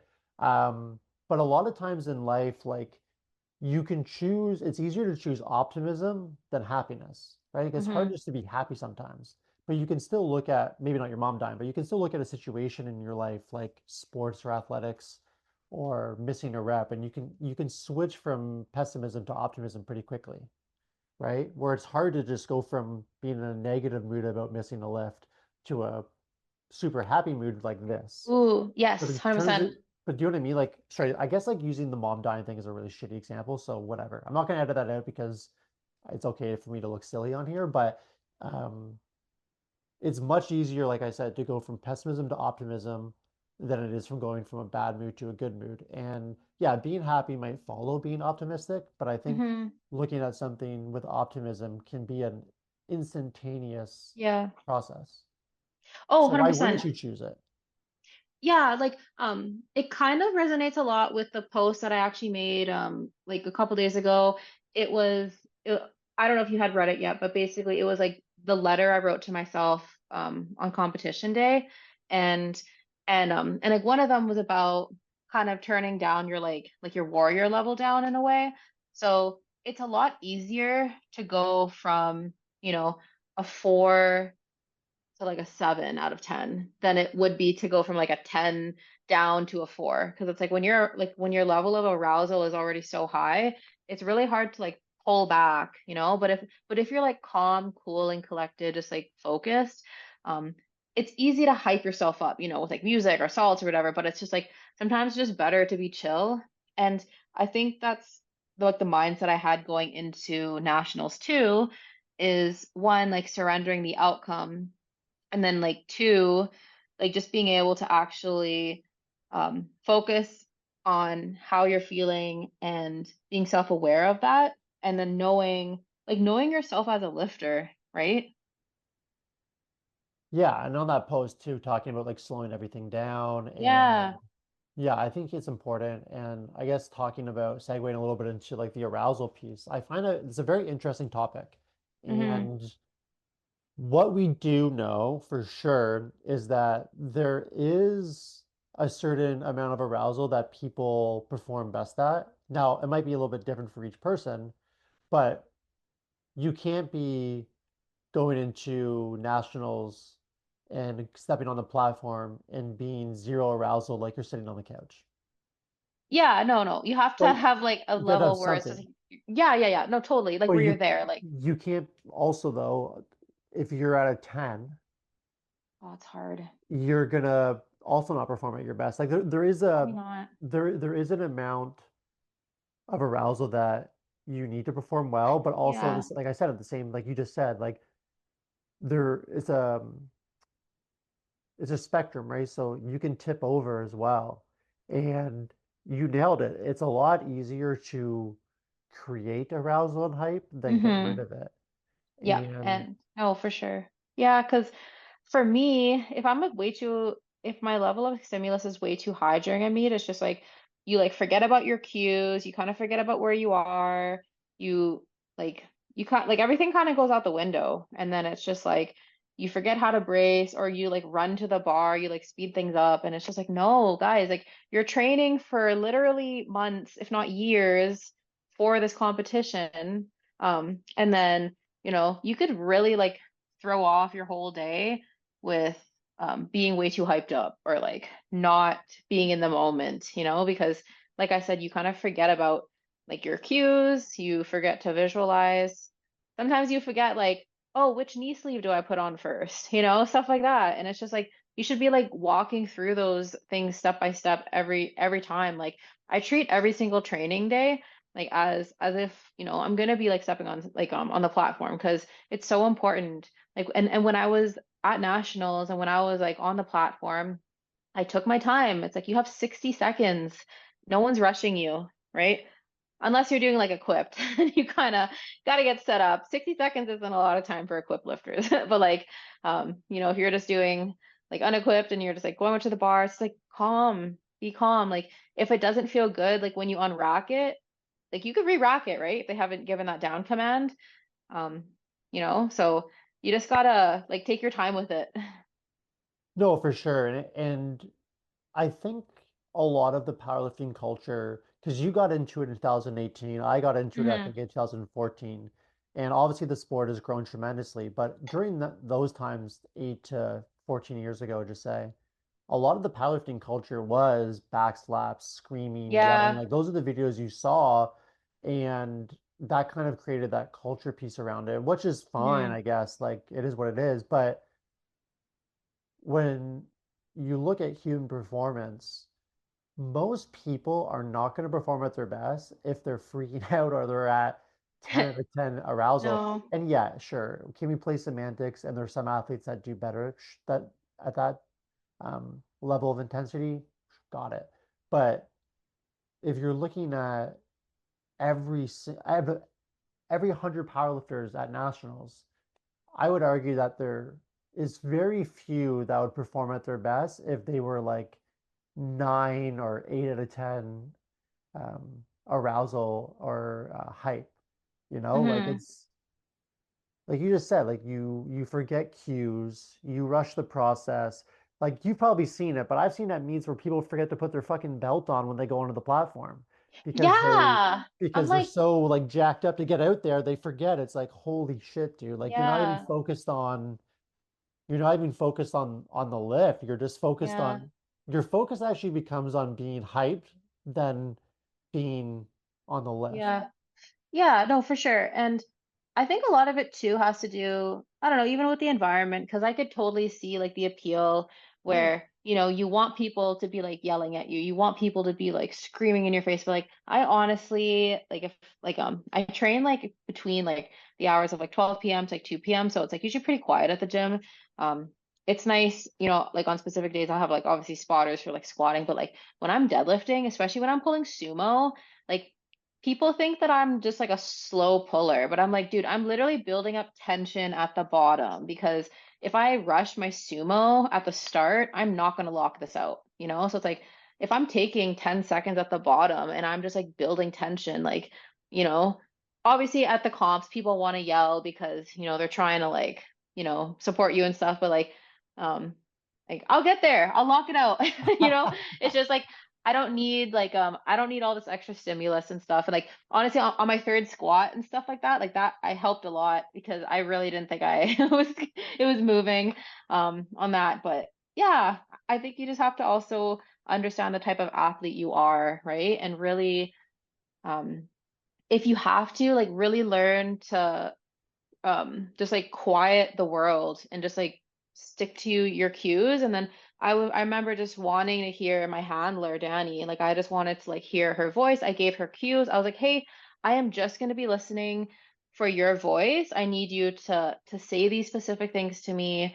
And yeah, it is a skill, you know, like it's taken me a while to like practice that, but I am like at the point with powerlifting where like I do really want to be like great, and I do really want to like achieve some awesome goals like in powerlifting because I don't know how long I'm going to be doing it. So I think it's important to also yeah like embrace the season you're in, right? Like you were saying earlier, and um to put all your energy and effort into it as well, right? What would you have to do for you to consider yourself to be great at powerlifting? Oh man. It's like a wow, that's a good question. I don't even know. I feel like powerlifters, man, we're so greedy. We constantly chase like all these big PRs. Um, honestly, I will say this, like I have put IPF World, I have put Worlds in my like bucket list and in a lot of my like my goals and stuff and even on like my even on my I have like a vision board that I made. So I like see it there. And yeah, like World Classic Powerlifting Championships is there. Crazy. But yeah, genuinely, I think just me like getting to Worlds and like being able to share the platform as all those athletes has been really incredible. It is going to be really incredible, you know? So, So you um think that you are going to be a great power lifter, like just from your own perspective, you'll fully accept that, hey, I'm Marth, I'm a great power lifter the day that you step on the platform at Worlds. I mean, I'm probably not gonna like think that right away because like I'm going against girls who are like crazy strong. I am gonna be the smallest pit fish in this pond, you know what I mean? So it's like it's it's gonna be crazy. It's gonna be very humbling. And I know I'm probably not gonna like I'm not gonna win. Like I know that. But I'm going into this um I'm going into this knowing that I did everything I could in my power to get here. And I think that that's like really something that I'm proud of, you know, and like along the way, I took a bunch of detours, right? Like I did bodybuilding, I did strongman, and here I am, like I won nationals, I'm going to worlds, like that's pretty freaking cool, you know, and I am really proud of myself for that. So, um, even though I probably won't like tell myself that like, oh, I'm a great power lifter, honestly, I want to be able to say that. I do. But like I said, as powerlifters, we're very greedy. You're always like, ah, no, now I have to win worlds. I have to go to Sheffield. And like they keep making all these like other events. And it's like, you know, it's a lot. So yeah, but I think we should also be okay with like being proud of our accomplishments, you know? And actually enjoying and like being proud of where you're at. Yeah. Do you think that people um, don't do that enough? Be proud of their accomplishments or their efforts? I mean, I definitely didn't a lot. So yeah, from my experience, I don't believe so. I feel that, you know, we're always trying to chase like the next best thing. And but one thing I realized is like nationals honestly meant a lot to me, not just because of the outcome, but because of the person I became in the process of getting there. Like I genuinely did, I surrendered the outcome. I genuinely just focused on the steps I needed to do to get there. And I remember even texting my coach the morning of, I said to her, I was like, hey, I really appreciate you. I appreciate you coaching me. Thanks for seeing the potential in me. Um, and then I said, just like, regardless of how I do, whether I hit the PRs I want to or not, um, I had an amazing prep, and like I was really proud of myself. Like, so I definitely don't think we give ourselves enough credit. And oh, and that's another thing too, I'll actually like dive into quickly. So I hit actually way bigger numbers in prep. So um during my prep, I actually squatted 165 and it was like a pretty good 165, you know? And then at competition, I grinded out 162 and a half. And I know that people are like, oh, that's only like 2.5 kilos and stuff. But it's like, no, like you guys don't understand that because when you're peaking, you know, you're building up all this like strength so that you can express it better on the platform and stuff. So it's like when you don't hit a number you're expecting to hit on comp day, it could really throw you off. But to me, I was like, hey, you know what? I'm not the best squatter in this flight. Like there was a girl or two who like out squatted me, and I knew that was gonna happen because like my squat isn't my best lift. And then in bench, I actually matched my bench. So I benched 100 kilos in training. I benched 100 kilos in comp, which was awesome. I was super happy. But my deadlift, like I ended up deadlifting 197 in training. And then I deadlifted 190 in comp, and some people might have been thrown off by all of those. They might have been thrown off by not squatting more than they did in training. And to me, I just kept going. I was like, hey, you know what? Squat's done. I literally gave everything I could. I could not have squatted another 0.25 kilos if you added it on the bar. On bench, I was like, hey, I gave it all. Every 2.5 kilo adds up, and I did exactly what I needed to. And then deadlift came around, and like I pulled 7.5 kilos less than I did in training, and it's like I didn't even like think of that. I was just like, hey, I'm just gonna execute what I can right now, and I am just going to make sure that I'm focusing on myself, focusing on every single attempt, putting 100% execution on it, and yeah. So I think like sorry, like the whole picture and what I'm trying to get across is like I didn't have the biggest squat, the biggest bench, or the biggest deadlift, but I kind of just stuck to the plan and now I'm a like a well-rounded lifter overall. So sometimes you don't need the biggest deadlift to win. Sometimes you don't need like this like humongous squat to win. So it's just like you just have to also like trust yourself and like trust your handler, trust your coach, and just kind of like putting things together the day of and yeah, like doing the best you can. And that is like the best I could do on the day of, and like I am really happy with that. So and I wasn't focused on what everyone else is doing because if I was focused on like, oh my gosh, this girl like outbenched me by like 15 kilos, then I forget about me. And it's like, no, I got to do what I'm capable of. Like, you can't, you're not going to randomly lift weights that you can't do. Does that make sense? Yeah, there's a lot there that are good takeaways, and I think that one of them is that you didn't allow your squat being less than what you did in prep throw you off. And you Hmm. just like stayed collected and kind of went through what you could do that day.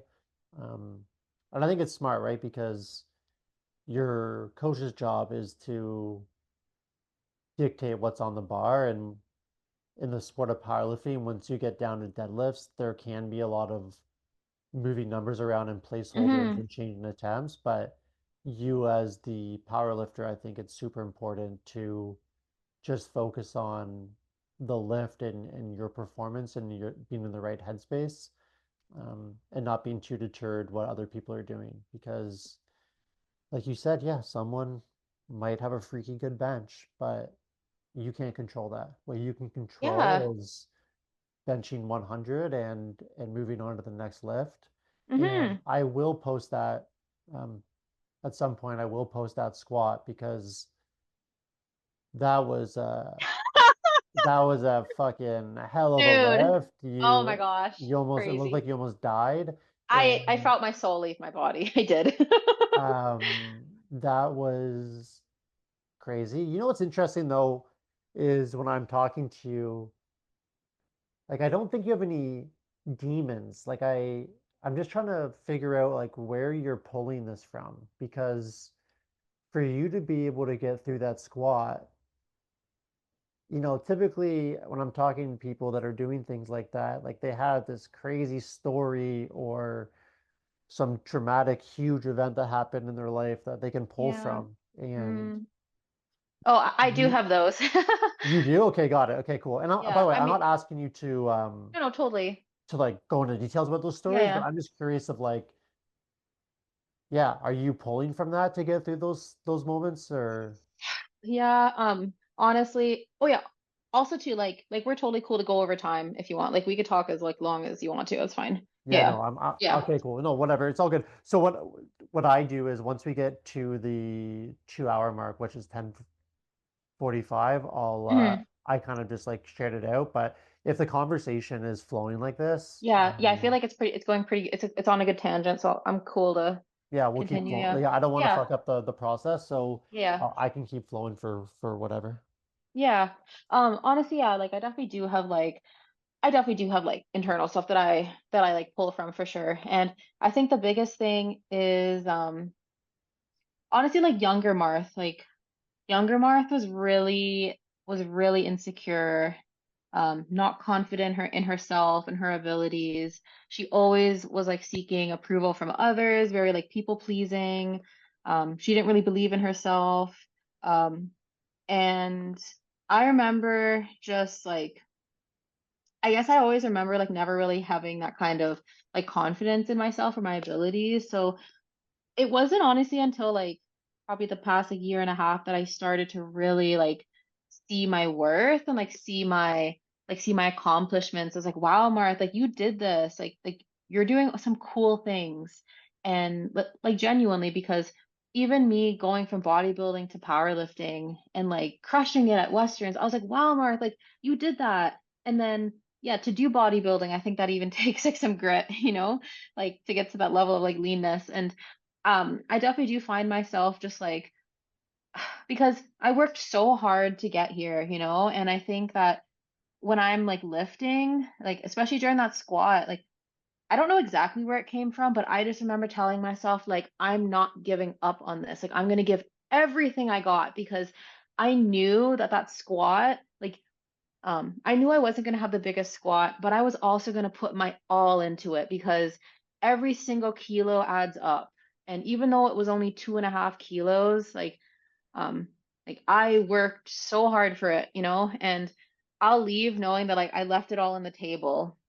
And like I said earlier, if you are putting effort into something, I think it's important to try and to really push yourself and to like not give up. Even if it is like grinding out like a squat like that. And hey, you know what? You might fail, but if you fail, then at least you know that you tried, right? And I think that that's way more important than just failing up here first, because sometimes your body too like has so much more to give than you realize. And um yeah, just I really like did hone in on having I guess just like being like Mark, don't give up, don't give up, don't give up. And I kept like telling myself that. And like I could hear the guys behind me, like those guys are awesome, like my spotters, because they didn't take it. And I know there wasn't any downward motion, but like man, like to push someone to go through that, it was a lot. Yeah. So Yeah, I think you nailed it. I think, a really great piece there in not giving up in the mind before the body is hmm important. Because like you yep. said, like obviously there's always a certain amount of weight that you're gonna fail at, Yep. obviously. Yeah. However, that's okay to Yeah. manage. It's not okay to manage giving up on a lift and deep down inside that you just mentally gave up on it? Yeah, honestly, it's hard. And I think that that too, like, I think that, it's obviously like a double-edged sword, right? So it's like, that's kind of why I had made that post as well. Like the whole, um, like I had made another post too about surrendering the outcome. And like when you tie your whole, like when you tie your identity to your performance, it could really hurt you because everything is riding on that lift. Like if you miss it, you suck. But if you get the lift, you're like you keep chasing for more and it's just like we're never like satisfied. So I do think it's important to like, you know, to understand that okay, even if I do miss this lift, even if I don't have the best day, I'm still the same person I was when I walk off that platform. The total is just going to tell me how the day went. And it might not be the total you want, but it's going to give you data. And I used to like think that my friends only liked me because I was like strong and because I would crush it. And I remember like kind of one of like my worst meets was like when I like failed like two of my deadlifts. And back then I was definitely like a deadlift, like a deadlift specialist and stuff. But yeah, so I remember that I was so devastated. I was like, oh, like I'm a failure. I am like all my friends and family came to watch me. I feel so embarrassed. I feel like this and that. And I'm so glad that I can come out of that though. Like, sorry, that I did come out of that and step on the other side and been like, hey, Mark, you know what? Like, that's not who you are. I'm not just a power lifter. And that's the whole reason why I actually didn't solely post lifts as much anymore because I honestly got to a point on my Instagram where back then when I was just posting like heavy lifts, I like hated it. I was just like, ugh, like it's only heavy lifting. Like no one knows who I am inside. Like there is so much more to me. Like, I know, I'm also like a friend and like I'm kind and sweet and compassionate and like funny and all these things. And no one could see it though because I was like hiding all that stuff behind like my lifts because I thought that that's what people cared about. Yeah. I feel like I'm going off on a tangent. No, it's great. No, It's I'm good. enjoying Okay. what you're saying for sure. I think that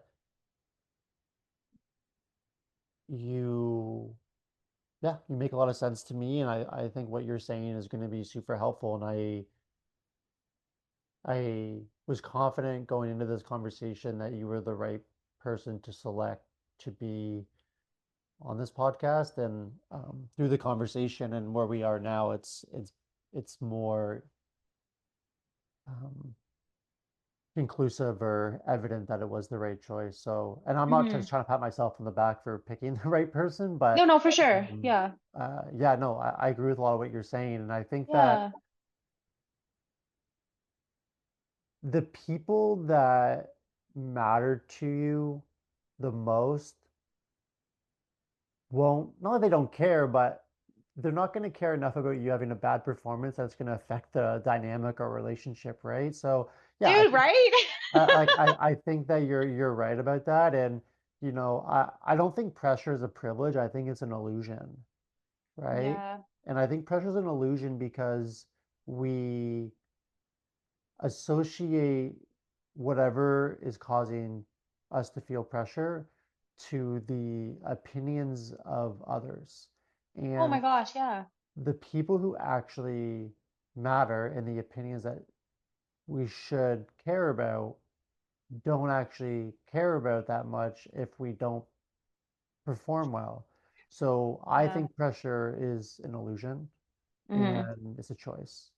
Yeah. So I don't agree anymore with it being a privilege. Well, I do agree with it being a privilege, but I think it's more of an illusion than a privilege. And I often say on this podcast, but in life in general, that uh, when people meet my mom or my best friends, they never bring up my athletic accomplishments. It's interesting. Yeah. So I once had a girlfriend, an ex-girlfriend. She came down and met my family for over Christmas, and she was there for maybe 3 or 4 days. And because she was at the house, there's a lot of time where we weren't together in the house. Like I was at the gym, Hmm. and Hmm. at the end of the weekend, I was like, did my mom ever talk to you about any of my athletics? And she was like, no, not once. And it's because it's not like they're not proud of it, but that's not who I am to them. Yeah, no, for And sure. so I think it's kind of interesting because that kind of humbled me and changed my ego because it was very important to me in conversations when I meet people to make sure that they knew Oh, yes, I relate to that so much. Yeah, that I was this fucking savage ultra guy who did all this shit, right. right? Yeah, Um, I relate to that. and now I just don't bring it up in conversations when I meet people. If other people bring it up, then I'll talk about it for sure, but it's not something that if I bring it up, it's so natural fitting in that conversation, right? Yeah, Where I don't go into conversations now with the intention of making sure I say that or bring that up. And yeah. I, Because you're so much more than that. You know what I mean? yeah, Like your worth is way more than your athletic achievements, and like it's hard as athletes to see that though. well, what happens is that because now I guess I'm old and people consider me wise, a wise elder now, but you only have one prime Yeah. and you only have so much time that you can perform at a certain level Yes. and it's going to end. And Yes. a lot of athletes who are really, really good, they Mm-hmm. live in a forever mind where that they're going to do it Yeah. forever. And Oh, they never spend time thinking about how to transition or adjust when that yeah. is no longer a Oh, reality. so hard. Yeah, it's tough, and there ends up becoming this, it's a common term, but it's very relevant, and that's identity crisis. Yeah, And 100%. kind of what you've been talking about as well is when you tie your identity to I'm Marthe the powerlifter. Well, what happens if something, God forbid, happens and you can no longer powerlift? Right? But that's why like I do one of the videos I actually made it was about like 15 things, to get ahead of most lifters. And I'm not going to say all of them, but like one of them actually was, have a life outside of the gym. And I know people like hear that and they're just like, there's like, well, duh, like powerlifting is not my life. But it's like you'd be really surprised at how many people like don't have a life outside of the gym. That's why like I think it's so important to have like other hobbies. Like aside from like, lifting and stuff, I love like going on walks. I'll like play chess with like some of my girlfriends. I'll play like video games. I love pool. I love playing pool. So I'll do that, go for like karaoke, go out with like your friends and like make sure to not like think about lifting too much. And that was actually like one of the things I did, in my prep. And even in like my bodybuilding prep is just like I still made time with like friends and like that was so important to me because even though I was like so tired and depleted, I really needed to like disconnect from that, because you kind if you are solely always focused on this one thing, um, you'll kind of be riding this high and then you get there, you're here, and then you like dip. And that's why for me,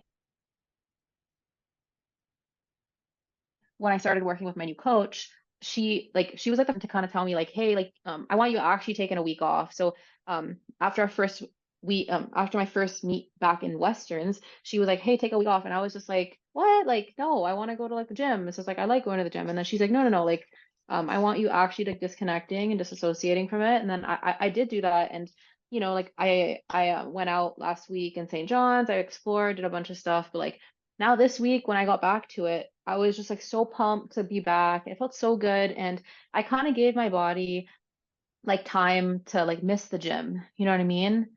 So I think it's so important. It's also so important to do that, right? And to have like hobbies and like doing stuff outside of the gym and even like having friends. I think, okay, this is like a really good one actually. Having friends that like don't do like intense gym like you do, like who maybe aren't power lifters. I think that's like so important.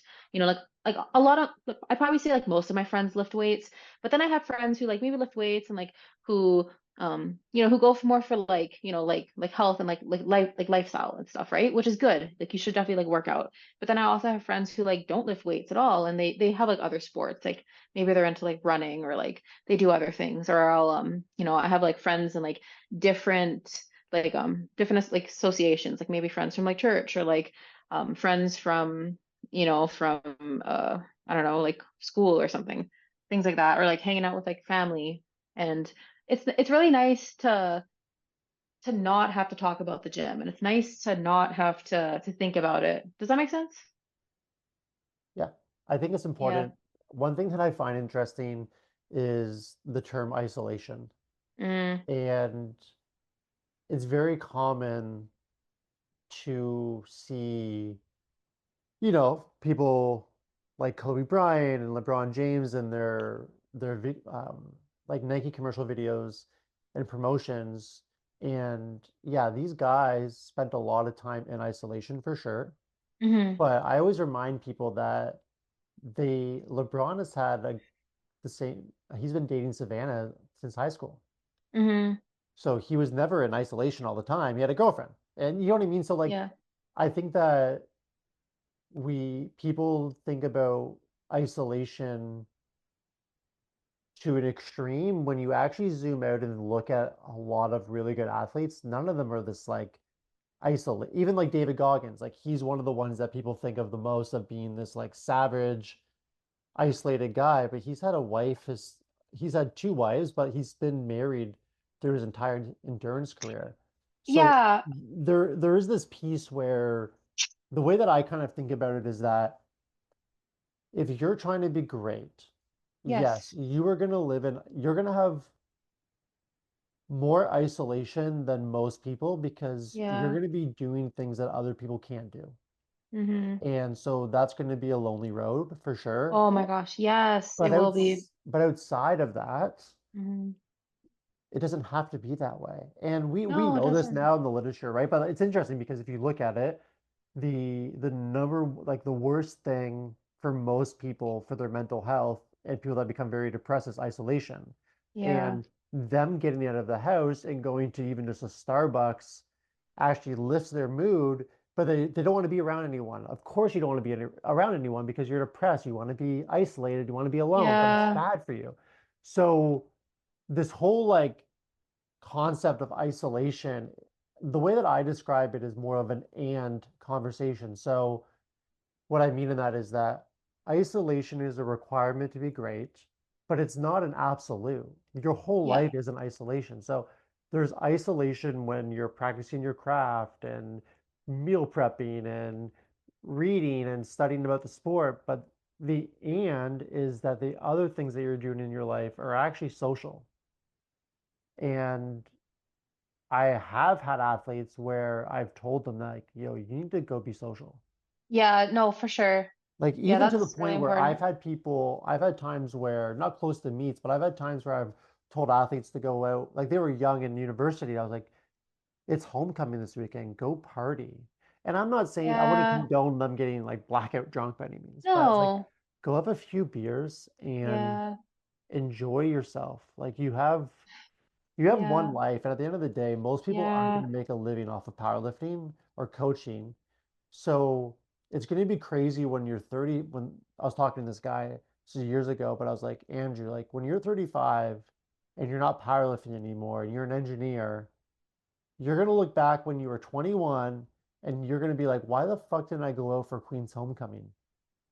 Like, Yeah, I do think that there's like a balance too. Like one of the things that I've done is like even like when I was like like in like prep or even like leading up to like nationals and stuff and I was like dieting, like I'd still go out with friends, but it's just like maybe if I brought my own food or like making it work. But yeah, like I really like I got to see my girlfriends, like like I got to see them. We got to like talk, we got to vent and then we also have to like spend time with like people who fill our cup, and that is so important because definitely it can be a lonely road. And even though powerlifting is a very much like you versus you sport, I would not like I am not self-made by any means. Like it takes so much like help from my friends and family, and Even just having like support at like the gym, like all the members are amazing and like people spotting me and stuff. It's just like powerlifting is not just a solo sport, even though we are competing, um, you know, because people like to say like the whole like, oh, it's you versus you, or it's like you're keep competing against yourself. And like, yeah, yeah, totally, to a certain extent. But you're also competing against people in your weight class, like, you know what I mean? So it's like there comes a point where you do have to lock in, but you also know how to like turn that dial off or like turn it down a bit because yeah, like you said, you do get only one life, and like it is going to be really sad if you're always if you do put all your eggs in one basket, because like yeah, like what happens if you don't have like lifting anymore, or if you can't like I don't know, if you're not going to be as strong as you used to be. Like we like a lot of us hold so much um we hold so much of our identity even to how strong we are, that oh, because I'm weaker than I was like at my last prep, oh, what's the point of competing? Or it's like, oh, what's the point of doing nationals? It's just like, imagine if I would have said that, like, oh, because I didn't hit this, imagine if I didn't hit heavier numbers than I did at last like prep, then you know what I mean? Like, which I didn't. I like bench, yes, but like, I've like squatted more, I've deadlifted more, and it's just like, you can't just fixate so much on that.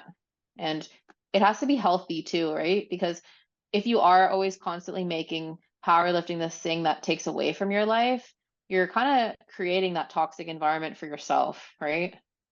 It doesn't have to be toxic.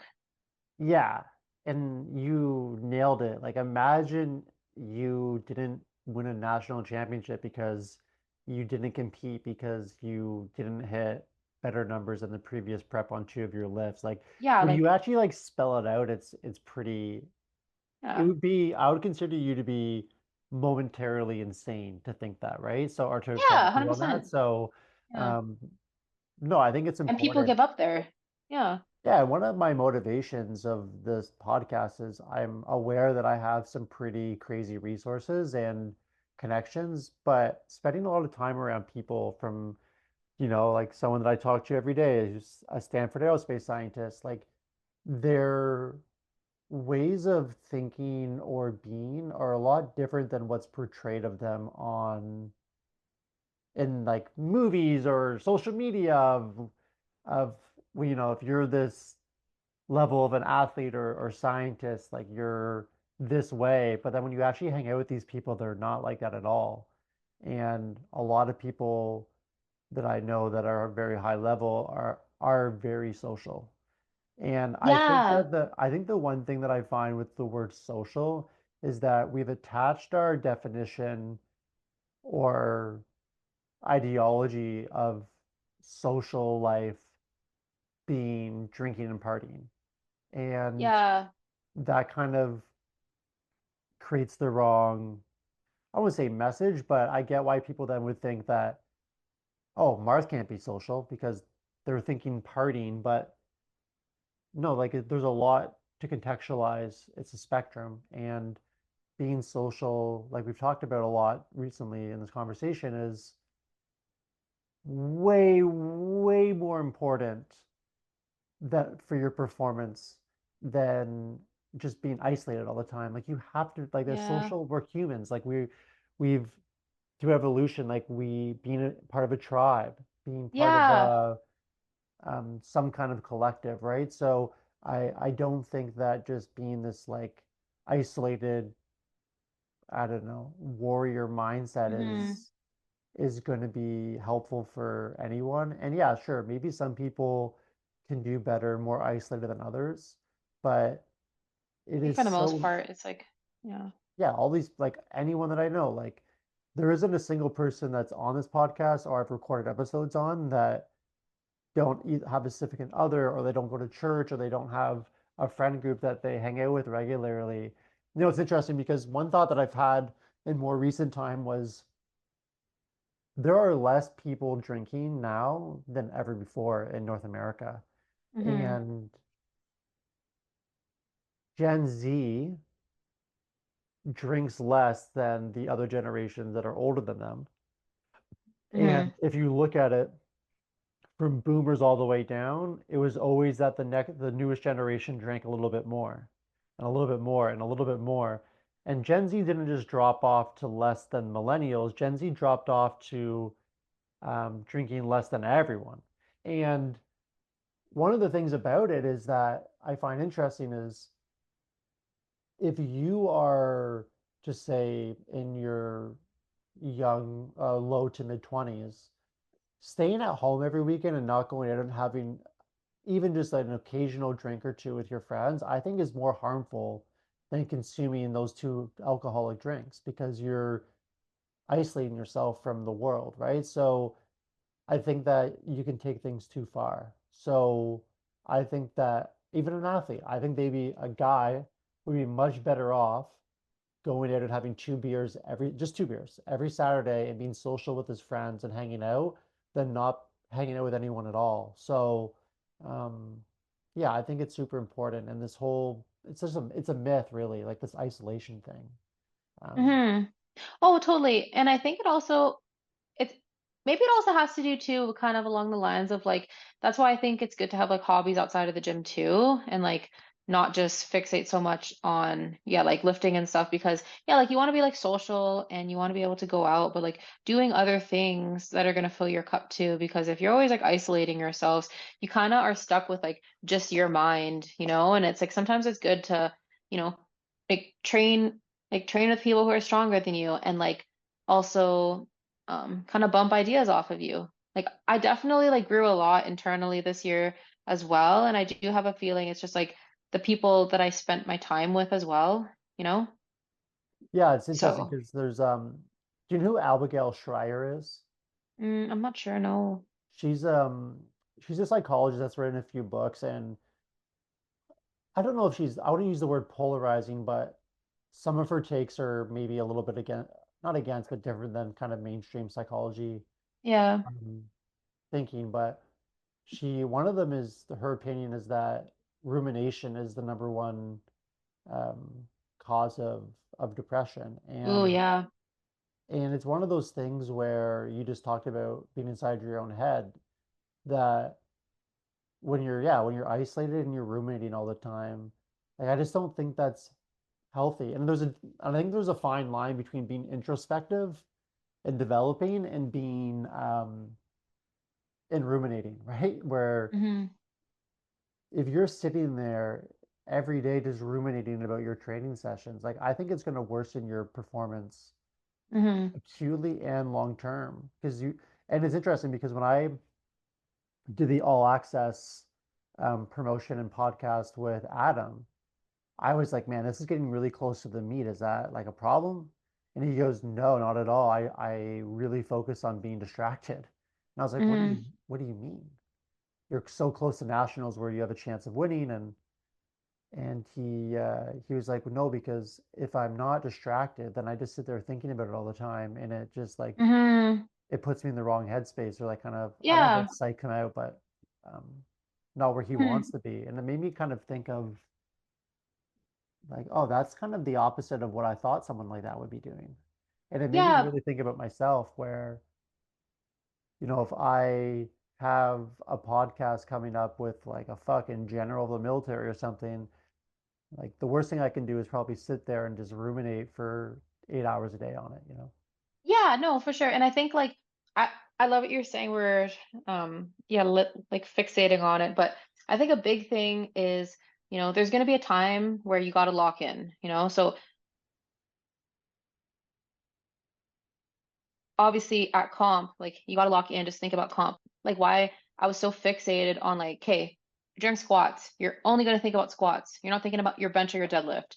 You're thinking about the lift that's right in front of you. And it's also in a way where, yeah, like think about what you're doing, being present in the moment. So it's like if like something I do want to get better at is actually like, yeah, like living in the moment, because I do have a hard time with that. So it's just like, if I'm out with friends, enjoy being out with my friends, like living in the moment and not like thinking about, oh, I have like so much stuff to do this weekend, blah blah. Because like I do struggle with that, and I do feel like a lot of people probably struggle with that too. But if we're always like looking ahead and we're always like worried about like getting somewhere, or if we're always like trying to distract ourselves in a way where it's not letting us be present, I think that that's not good either. So It's yeah, tough, you right? gotta, Because yeah, And I think if anyone said they don't do that more than they want, they're just lying. So, Hmm. because I think we all do it too much, but it's a weird thing, right? Because like one of the things that really helped me perform the way I did was anxiety. Mm. It's this weird thing because having be anxiety or being anxious about maybe not performing well or getting everything done in my day actually propelled me to just work harder and get those things done. But it's like this double-edged sword, right? Where it's like, is there's got to be a better way where I'm not using like anxiety to get the job done, or I'm not using Mm. fear to get the job done, you know? Yeah, It's, yeah. but again, some people, actually, Drake has that in a line on 7 a.m. On Bridle Path. And the line, I might butcher it word for word, but the line was that anxiety is what I use to get the job done. And Hmm. that one line always kind of makes me think about myself because fear and anxiety are two things that really got me to get a lot of shit done. But like, yeah, there's got to be a better way than using that to get the job. Yeah. Oh, yeah. I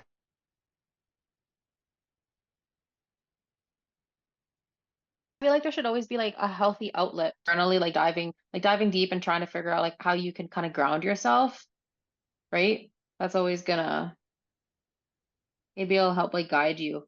Like Yeah, even with, you know, yeah. Like I said, I'm similar to you, where I'm always open to a feedback and getting better. It's kind of interesting because these podcasts is a pretty kind of a selfish thing too, right? Because a lot of these conversations I have with people, I'm trying to like figure my even though I've done some cool things and people consider me successful, I'm still trying to figure things out. So as we all are, so sometimes I have these hmm. conversations with people and I'm like getting like free Oh my gosh, advice yeah, you're getting advice from people. I had a like for example, I had a lady, I haven't released it yet, but she's a psychotherapist from out west. And I was like, there's a part in the podcast episode, and I was like, oh, I'm basically just like getting free therapy right now because I'm asking her yeah. about like my, but yeah, it's an interesting thought experiment. But I think it's good too because when people are getting together and sharing ideas, and I find it very interesting when you get people that are high performing in whatever field that they're in, and just sharing ideas and trying to like navigate through um, yeah, learning and maybe better ways to approach things and do things. But I also think, like I mentioned earlier, it's important for people who are um, average level performers in powerlifting, to say females, to hear people like yourself talk and speak, because I think that what they'll realize is there's a lot of similarities, right? Where Mhm. they, like you saying that, oh, I need to improve on being more present. They're gonna be like, oh, wait, this legend is dealing with some or trying to get Yeah. better at something that I'm trying to get better at. Like it kind of just like creates those like pathways of like not that it's okay where you shouldn't get better, but it's okay that like you're actually thinking that Oh way. my goodness. 100%. Yeah. And it's just like yeah, some people probably look at me and they think actually like the video that I put out after after my comp and how I took a week off, like, some people look at me and they probably think I'm like this like structured, like disciplined person, which like I am for like the most part, like year round, especially with like comps and stuff, like competing because like I want to lock in. But like I also know how to have fun. I know how to like disconnect, like disassociate, but like I always am learning too on how to be a so and so, like maybe like a normal person, because like I do have a hard time like letting go sometimes, and like even when I go out to eat, like did I feel a little guilty sometimes about like eating off my meals and stuff, like honestly, yes, I definitely did. And like I definitely did feel a little like insecure, like seeing like the scale go up and stuff, but then I was just like, hey, you know what, it's like water, it's like salt. I ate like I had like one too many burgers and stuff. It's like totally fine. And like now, my weight's like back to normal. You know what I mean? But so it's like I don't regret going out. Like I don't regret that at all. And I had such a blast in like St. John's, and it was awesome like meeting people and like socializing and doing all that stuff. So it's just like I am really glad I did it. And it's like there is gonna come a point where it's like you gotta lock in, but you also have to enjoy your life. And I do still struggle with with those like disassociating sometimes, but these are skills that you'll learn along the way. And some people might struggle with learning how to like meal prep and being consistent, but like you'll get there. Like you guys just got to keep going, you got to be consistent with it and don't give up. And it's like, because I promise you that the more like the harder you work towards something and if you stick with it long enough, like you are going to have it dialed in. Like when I was starting off with tracking and like when I started off, I think I was like tracking my nutrition maybe back in like 2021 or something. Like I wasn't tracking macros. Like I was doing such basic stuff like just doing my protein and everything, right? But it doesn't seem like it doesn't seem very big at the time until you see like where you started, right? And all the little tasks you did to get there. Yeah, it's like the boiling frog. I think it's what some people do habitually can seem impossible to others, right? So Hmm. there, like if you had a day in the life and saw your routine from your wind downs to your sleep to owning the morning to track everything you do in your training, and Hmm. as I'm talking, like it just keeps going and going and going. Yeah, It yeah, seems yeah. like it's impossible for the average female, for example. Yeah. And but what's important for them to hear from you and other women that are questioning it is that those are like small learned habits that compiled over time through like consistency. Hmm. And it wasn't like one day you were, just going getting to the gym and then 5 months or 4 months later you are who you are now and super dialed. Like it took a while. Oh my gosh, And yeah. and it's interesting because I think about the way I operate in my day to day in my life and how much stuff I get done. And yeah, like there's a lot of stuff that I do that is habitual and it looks really cool from the outside. Hmm. But fuck man, like that took me so long to figure Yeah. out. Like um it definitely wasn't overnight. Like it probably took No. me, yeah, my 10th year of Yeah. training was when things really started taking off for me. So um and I think people nowadays too with access to social media, like you're gonna get like female athletes that are like sub juniors and juniors that are gonna see what you're doing and then kind of overthink it, right? Where it's like, Oh my gosh, 100%. Like, yeah, no, like I completely agree with you. Yeah, like it is gonna take like years, like sometimes to get to a certain point. That's why it's like a years and long years. game. Yeah, yeah, yeah, years and years. Oh, another thing I wanted to say. So it's like, I feel like I'm like still kind of processing like worlds and like me going there and stuff.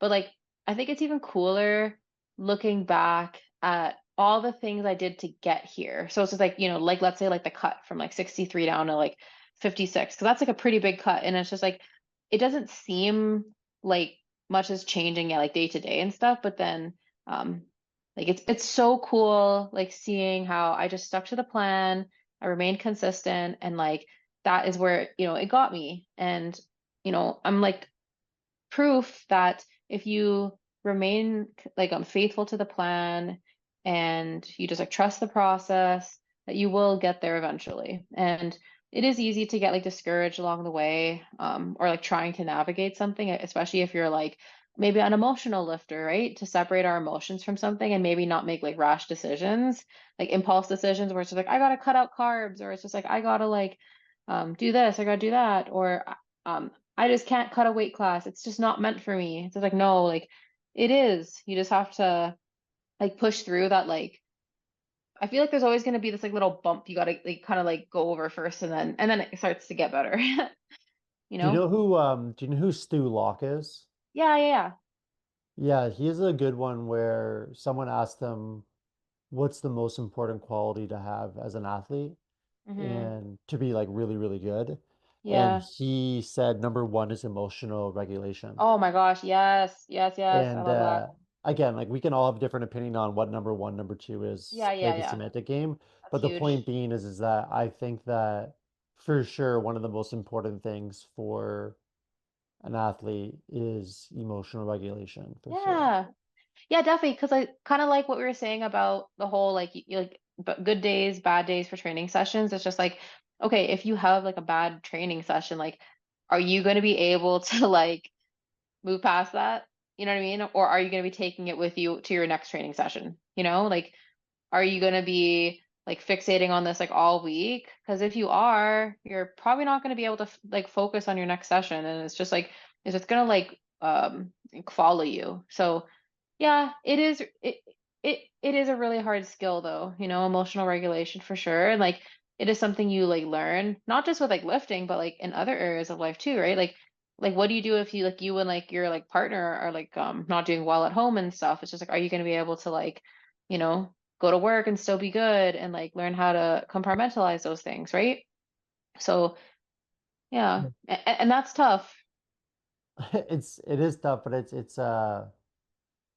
it's definitely a skill that I think, and I think Stu really nailed it in putting it of such high importance because anything from sleep, nutrition to work or issues with your partner, family, friends, it all of it has one thing in common, and that's there's an emotional piece to it. And being able to regulate that is super important. And it's actually interesting because I had a call maybe a few weeks ago with a younger lady who's kind of going up through the ranks in the corporate world, and she was asking me how I can get what I get done and still do the podcast late at night if I have Hmm. to, and still be there mentally. And one thing that I told her is that what helped me the most probably is being emotionally regulated because Mm-hmm. I save and conserve a lot of energy throughout my day because I don't let, or the guy who cuts me off in traffic doesn't get me angry or upset anymore like I Yeah. used to.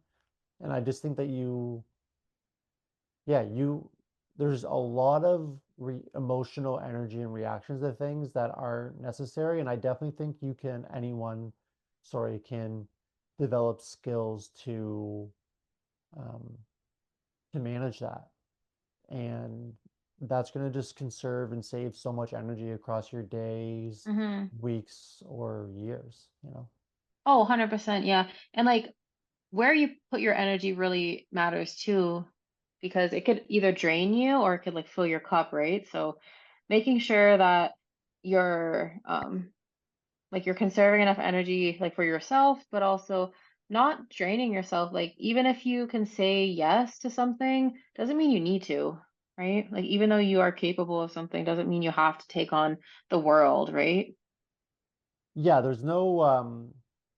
it's impossible to say yes to something without saying no to something else or vice versa, right? So Yeah. you have to kind of think through that lens as well, which is important. And yeah, I think it's especially as people who are like people pleasers too. But Oh my what gosh, yeah. one thing I want to talk about quick before we wrap up is it's interesting because you are, very outgoing and bubbly and like feminine, and you competed in a sport that's very feminine in nature, Hmm, yeah. and you competed in a sport that's like very masculine in nature, if you will. And I find it, I don't know how to properly ask this question, but like, do you find that you're able to still stay like in your feminine when you're like powerlifting, or do you kind of like have to switch it between different when you're doing either sport? Because in my head, and I don't know shit about this by the way, so I'm gonna butcher this, but when I see like figure competitors, it's very feminine, obviously, compared to what powerlifting is. Do you know what I mean? So like, Mhm. do you notice a big difference in yourself when you're doing either prep or you're like how you are as a person, or Yeah, no, that's a great question. So I think because I've done, you know, I've done a lot of um, like I've done all like the three like strength sports and then like bodybuilding and stuff. I think it's really interesting to see yourself doing like the different like to be on stage. It was definitely very like feminine, and you have to do like this like pose. You're basically like dancing on stage. It was really cool. Like I definitely felt bodybuilding helped me lean into my feminine more because, you're in like a suit, you're like spray tan, you get your hair and makeup done and all this stuff. And like I don't normally do like a lot of that stuff. Like I don't always like dress up and stuff, but like I like to dress up. So it's nice. But then I like having powerlifting too, where you're like freaking strong, you're moving a lot of weight, you're putting on like muscle and stuff, and it's really like empowering, maybe in like a different way. I guess I personally don't really like disassociate having like maybe having more of like a masculine like sport versus like feminine sport, like in terms of like bodybuilding. I guess for me, like I'm just doing what I enjoy, and I notice though that certain parts of myself um like maybe certain parts of myself come out, and I know that powerlifting brings out a lot of confidence in me and like strength. And I know with like powerlifting becoming more popular, a lot of women are finding more like more confidence in the sport and maybe more power within themselves that they can do hard things. So I think that's like really nice having like that self-belief. But I guess for me, I have always found it hard to be in my feminine, if that makes sense. So I think that's why for me, like having, like different like outlets, whether that's like hanging out with my girlfriends or like getting dressed up, like it does help a lot because yeah, like when I'm powerlifting, it's just like it's like chalk and you're like ah and you're just like yelling and like, you have like lifting face and it's cool. But I also think it's cool seeing what your body's capable of. Like I've definitely realize how incredibly capable our bodies of. Like to get stage lean is awesome, and then to be able to lift like 400 like 20 pounds is awesome. So I think just like seeing like how incredible our bodies are and how adaptable they are, I think that's like really awesome. So I don't know if that answers your question. No, it's good. I just find it very, because obviously I didn't know you at all before this conversation, and you land to me as someone who's like, yeah, you're very feminine and bubbly and outgoing and in that sense, but you're also an absolute like animal and beast on the platform. So I just wanted to ask you that question as we were going through this conversation because Yeah, um, I'm trying my best um, to get more females on the podcast. And yeah, it always, at the end of the day, it's going to be more guys than girls that are going to be guests. It just is what it is. I'm a guy. I'm very interested in topics that are male dominated. So it's going yeah. to happen. But whenever I have women on, I'm always curious about that because Hmm. for women that are listening to it, I think it's important for them to hear that because Yeah. you can be a feminine woman and still um, thrive or enjoy a sport that's like more masculine in nature, if that makes sense, right? Like it's not Yeah. one or the other. It's such a bad word to use, but like you don't have to be like this big No, like for sure. tomboy or Yeah, yeah, yeah, tomboy is yeah. a better word, Totally. right? So Yeah. you don't have to be yeah, you can be yeah, very feminine in your ways of being in your life if that's who you are, but you can also, but because of that, doesn't mean you can't excel at a sport that's more, um, I guess, masculine in nature, if that makes sense.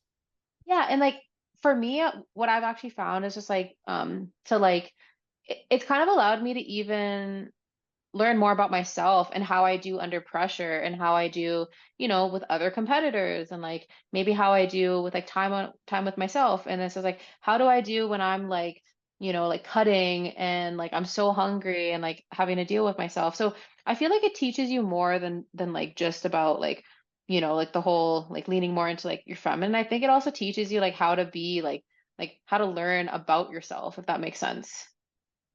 Like it teaches you a Yeah. lot. Yeah, you learn a lot about, How do you do under pressure? Like, what do yeah, you do if this happens? And like you become very adaptable too. So I think it's nice. Um, yeah, like that's kind of what I got out of it. But I also think it's good too, like because there's obviously like a lot of like couples that power lift together too. So it's like it if you have that and then you're able to kind of like lean into your feminine like after your comp and stuff, that's always a big bonus. Yeah, yeah, no, for sure. Um, yeah, I was kind of just curious about that. So when is Worlds?